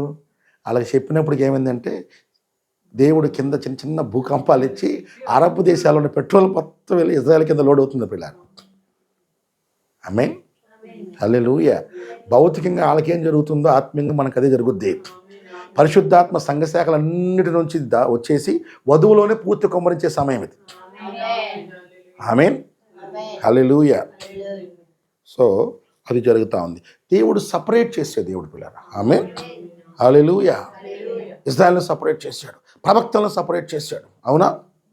నాజీరు చేశాడు. కొంతమంది నాజీరు చేయటం అంటే సపరేట్ చేయటం. సంసోన్ ఏమన్నాడు? నాజీరు చేశాడు, నువ్వు మిగిలిన వాళ్ళకి సపరేట్ అయి ఉండాలన్నాడు. ఆమేన్, హల్లెలూయా. యోసేపును అన్నదమ్ముల నుంచి సపరేట్ చేశాడు, ఎందుకంటే ప్రత్యేకమైన పిలుపు ఉంది కనుక. హల్లెలూయా. ప్రవక్తలను సపరేట్ చేశాడు. ప్రజల నుంచి దూరంగా తీసుకెళ్లి గంటల గంటల ప్రార్థనలు గడిపేలా చేశాడు. ఎందుకంటే దేవుడు సపరేట్ చేస్తాడు. ఎంత ఎక్కువ పిలుపుకి పిలుస్తాడో అంత ఎక్కువ సపరేట్ చేశాడు. మోషేని అంటాడు, ఇజ్రాయిల్ అందరిని రమ్మను, వాళ్ళని అక్కడ ఉండమను, కొండ దగ్గరకు రమ్మని అంటాడు. 20 లక్షల మంది కొండ దగ్గరకు వస్తారు. మీరు 70 మంది ఉన్నారు, కొండ సగం దాకా ఎక్కండి అంటాడు. ఎక్కుతారు. కానీ మోషే అహరోను పిల్లల నలుగురిని 30 వంతు దాకా ఎక్కమంటాడు. వాళ్ళతో పాటే 70 మందితో పాటు ఎక్కుతారు వీళ్ళు కూడా. కానీ మోషేని యెహోషువని మాత్రం కొండపైకి పిలుస్తాడు. నీవు వచ్చి నా దగ్గర ఉండుము అంటాడు దేవుడు. నేను నీకు రాతి పలకలను ఇస్తాను, రాయబడిన వాక్యాన్ని ఇస్తాను. సపరేట్ అవును వాళ్ళ నుంచి. ఎంత హైగా దేవుడు పిలుస్తాడో అంత సపరేట్ చేస్తాడు పిల్లలు. లోకం ఏం చేస్తే అంటే అందరం ఒకటేగా, అన్నీ ఒకటేగా, అంతా ఒకటేగా అని ఎప్పుడు కన్విన్స్ చేద్దామని ట్రై చేస్తాం.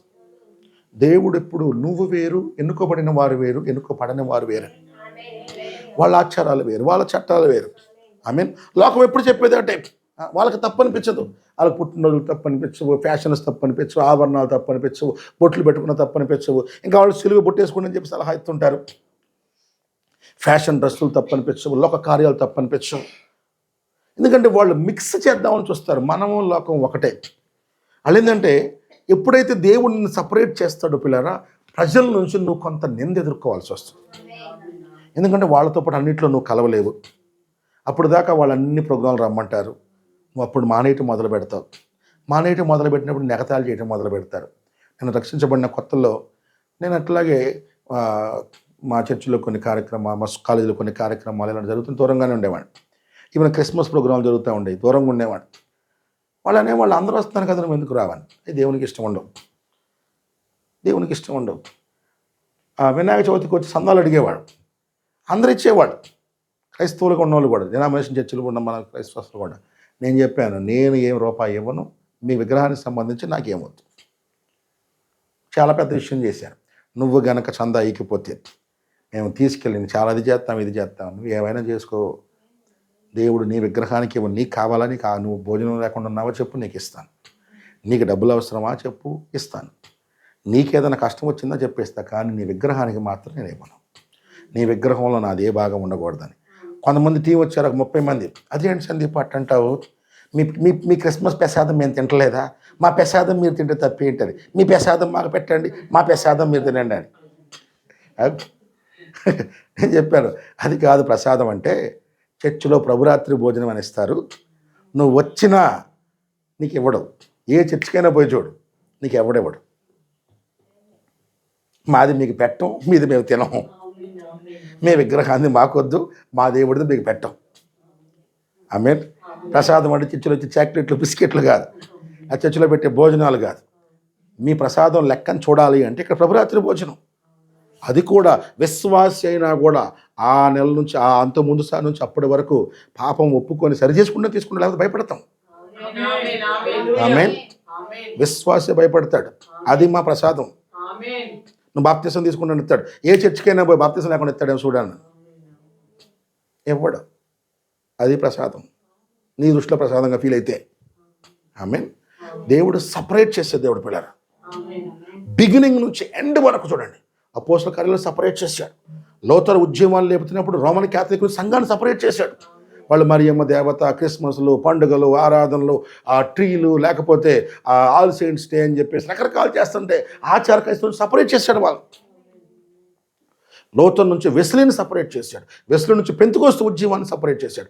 ఈరోజు సంఘ శాఖల నుంచి వధువును సపరేట్ చేస్తున్నాడు. నా ప్రజలారా, దాని పాపాల్లో భాగస్తులు కాకుండా దాన్ని విడిచిపెట్టి బయటకు రండి అని చెప్పి రాయబడి ప్రకటన గ్రంథం 18వ అధ్యాయంలో.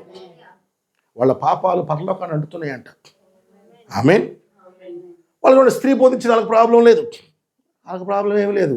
ఆడైనా ఒకటే, మగైనా ఒకటే అంటారు, వాళ్ళకి ప్రాబ్లం ఉండదు. అవునా? వాళ్ళకి ఫ్యాషన్లు ఉన్నా ప్రాబ్లం ఉండదు, అలంకరణలు ఉన్నా ప్రాబ్లం ఉండదు, ఆచారాలు ఉన్నా ప్రాబ్లం లేదు, జ్ఞాపకార్థ కుటాలకు వెళ్ళిపోయినా ప్రాబ్లం లేదు. పుట్టినరోజు పండుగలు, పెళ్లి రోజు పండుగలు, లేకపోతే సమర్థ బంతులు, లేకపోతే సీమంతాలు చేసిన వాళ్ళకి ప్రాబ్లం లేదు. పెళ్ళిప్పుడు నలిగేసిన ప్రాబ్లం లేదు వాళ్ళకి. పైగా దేవుడు కూడా వాళ్ళు ఏమీ అంటాం. అవునా? కానీ ఎన్నుకోబడిన వాడినే దేవుడు గద్దిస్తాడు, ఎన్నుకోబడిన వాడినే సరిచేస్తాడు. ఆమేన్. వాళ్ళు తప్పు చేస్తున్నా ఏమండు, వాళ్ళు టైంపాస్ చేస్తున్నా ఏమండు, కానీ ఎన్నుకోబడిన వాడిని మాత్రం దేవుడు గద్దిస్తున్నాడు.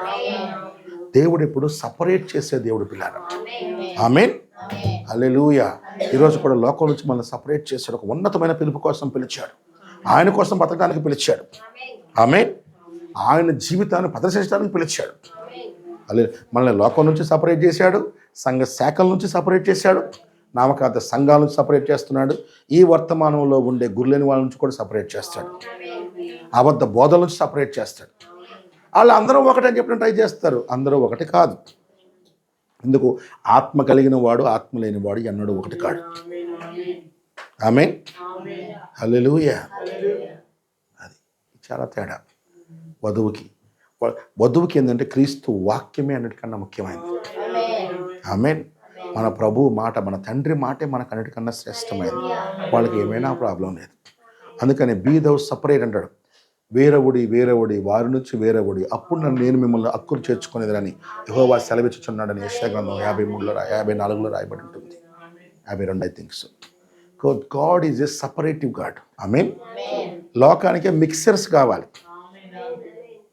ఒకరోజు మీ తాతయ్య గారు దొప్పలపూడి వాళ్ళ అబ్బాయి ప్రసాద్ బ్రదర్ వెళ్ళినప్పుడు మొత్తం వాళ్ళ చర్చిలో చెప్తున్నాడు, ఈ మధ్య పాస్టర్లు కొంతమంది బయలుదేరారు, ఆభరణాలు పెట్టుకోవద్దు, గాజులు వేసుకోవద్దు, బొట్లు పెట్టుకోవద్దు అని చెప్తారు. అదంతా వేషధారణ. మీరు అన్నీ పెట్టుకోండి, అన్నీ బాగుండండి.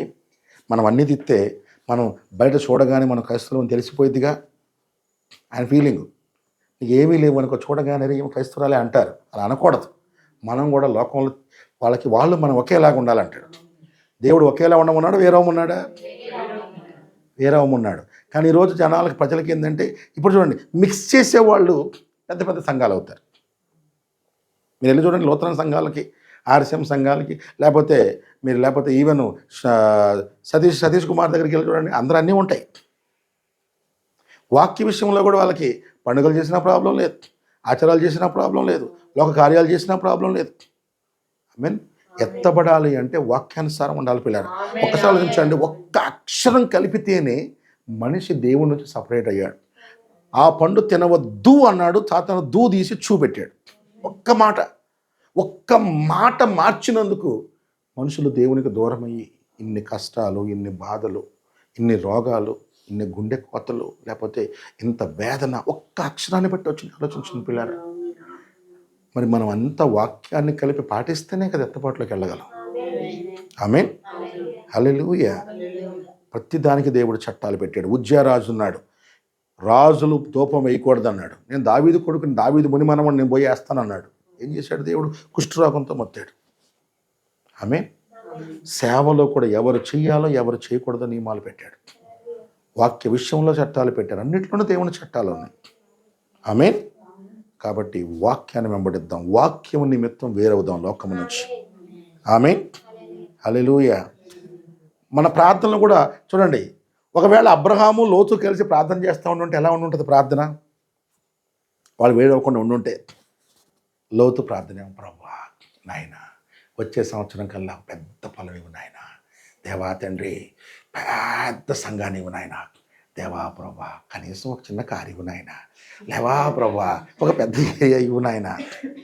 అబ్రహాం ఏమో, తండ్రి నన్ను నీ వలె మార్చుమని ఎత్తుపాటు కూర్చేయి, ఆ పునాదులు కలిగిన పట్టణంలోకి నేను రావాలి, నీ ఆత్మతో నింపు. ఇద్దరు ఏనుండి, ఏది బాబాయ్ లెగిస్తే ప్రార్థన ఎంతసేపు చేశావు, ఇదిగో ఈవిడొచ్చింది పాపం, వీళ్ళు ఒక్క ఆశీర్వాదం కోసం ప్రార్థన చేసావా? ఇద్దరి ప్రార్థనలు ఎంత తేడా ఉంటుంది పిల్లరా. అందుకే ద్వితీయోపదేశ కాండంలో ఒక మాట అంటాడు, ఎద్దుని దున్నపోతుని కలిపి కట్టి వ్యవసాయం చేయకూడదు అంటాడు. ఎద్దు ఒకవైపు లాగుతుంది, దున్నపోతు ఒకవైపు లాగుతుంటుంది. అవునా? వేరు వేరు జాతుల్ని కట్టి వ్యవసాయం చేద్దా అన్నాడు. దేవుడు వ్యవసాయం అంటే సంఘం కూడా వ్యవసాయమే. వేరు వేరు జాతులు ఒకేసారి కలిసి వెళ్ళలేదు. అవునా? పరలోకపు మనసు ఉన్నవాడు, భూ సంబంధమైన మనసు ఉన్నవాడు కూడా కలిసి లాగలేడు. అందుకే దేవుడు సపరేట్ చేస్తున్నాడు. ఆమేన్. హల్లెలూయా. దీని మీద ప్రవక్త వర్తమానం కూడా ఉంది. దేవుని వాక్యం ఎప్పుడు అవిశ్వాసం నుంచి పూర్తిగా సపరేట్ ఏర్పాటును కోరుతుంది అని. ఆమేన్. వీలుంటే చదవండి, యూట్యూబ్లో కూడా ఉంటుంది, లింక్ పెడతాను, వినండి, మెసేజ్లు వినండి. ఈరోజు మనలో ప్రత్యేకంగా పిలిచాడు దేవుడు, ఎత్తబాటు కోసం పిలిచాడు. ఆమేన్. 6000 సంవత్సరాలు ఎవరూ పొందుకొని గొప్ప అభిషేకం ఇవ్వడానికి పిలిచాడు. ఇది చిన్న విషయం కాదు పిల్లలు, చాలా పెద్ద విషయం. ఆమేన్. దేవుడి నుంచి పెద్దవి పొందాలంటే ఇంకా పరిశుద్ధంగా, ఇంకా సమర్పణ కలిగి, ఇంకా దేవునికి అంకితమైన జీవితాలు మనకు కావాలి. ఆమేన్. ప్రత్యేకించబడదాం. ఇంకెక్కువగా ప్రార్థన చేసుకుందాం. చిన్న ప్రార్థన చేసుకొని ముగిద్దాం. హల్లెలూయా, హల్లెలూయా, హల్లెలూయా, హల్లెలూయా. పరిశుద్ధుడా, పరిశుద్ధుడా, పరిశుద్ధుడా, మహిమ కలిగిన మా తండ్రి, సర్వశక్తుడైన మా దేవ, నువ్వు ఇచ్చిన వాక్యాన్ని బట్టి స్తోత్రము నాయన. ఈ కుటుంబాన్ని ప్రత్యేకపరచండి. లోకము నుంచి, బంధువుల నుంచి, కుటుంబాల నుంచి, ఓ దేవ, అవిశ్వాసాల నుంచి సపరేట్ చేయండి నాయన. ఆచారాల నుంచి సపరేట్ చేయండి నాయన. లోక కార్యాల నుంచి సపరేట్ చేయి. మరి పాపంగా నుంచి సపరేట్ చేయండి నాయన. పాపంగా కనిపించే ప్రతి దాని నుంచి సపరేట్ చేయి ప్రభువా. అవిశ్వాసం నుంచి సపరేట్ చేయండి నాయన. సపరేట్ చేయండి నాయన. పిల్లలు, పెద్దలు, వృద్ధులు, వాక్యం వినువాని, వినబోవాని ప్రతి ఒక్కరిని సపరేట్ చేయండి నాయన. నువ్వు ఎప్పుడు ప్రత్యేకపరిచే దేవుడవు నాయన. నువ్వు మిక్స్ చేసే దేవుడవు కాదు నాయన. లోకానికి మిక్సర్స్ కావాలి అని నువ్వు సపరేట్ చేసే దేవుడు. గోధుమల్ని గురుగుల్ని వేరు చేసావు నాయన. ఓ దేవా, దేవా, దేవా నాయన. అబ్రహాముని, లోతుని సపరేట్ చేసావు. ఐగుప్తుని, ఇజ్రాయెల్ని సపరేట్ చేసావు. ఓ దేవా, దేవా నాయన. ఆనాడు ప్రభు పరిసర సద్దుకాయల నుంచి అపోస్తులను సపరేట్ చేసావు నాయన. ఈరోజు కూడా నాయన సంఘ శాఖల నుంచి వధువులు సపరేట్ చేస్తున్నావు నాయన. ప్రతి చోట కూడా నువ్వు ప్రత్యేకపరిచే దేవుడు. ప్రార్థనలు ప్రత్యేకంగా, ఆరాధనలు ప్రత్యేకంగా, సహవాసం ప్రత్యేకంగా, అన్ని ప్రత్యేకంగా ఉండాలని నువ్వు కోరుచు ఉన్నావు నాయన. అటువంటి విధంగా మమ్మల్ని ఇంకా మలిచి, నువ్వు కోరుకున్నట్లుగా మలిచి మార్చమని యేసుక్రీస్తు నీ నామములో ప్రార్థిస్తున్నాము తండ్రి. ఆమేన్. హల్లెలూయా. నీ తోడు లేక, నీ ప్రేమ లేక, ఇలలో నా ఏ ప్రాణి విలువలేదు. నీ తోడు లేక,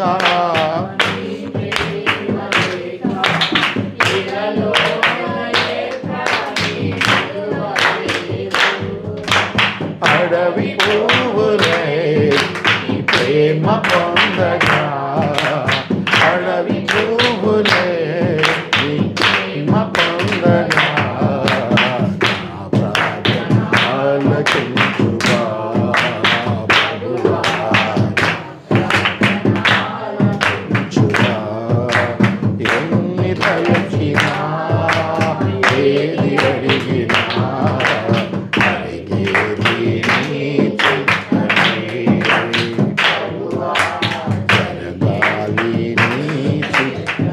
హల్లెలూయా.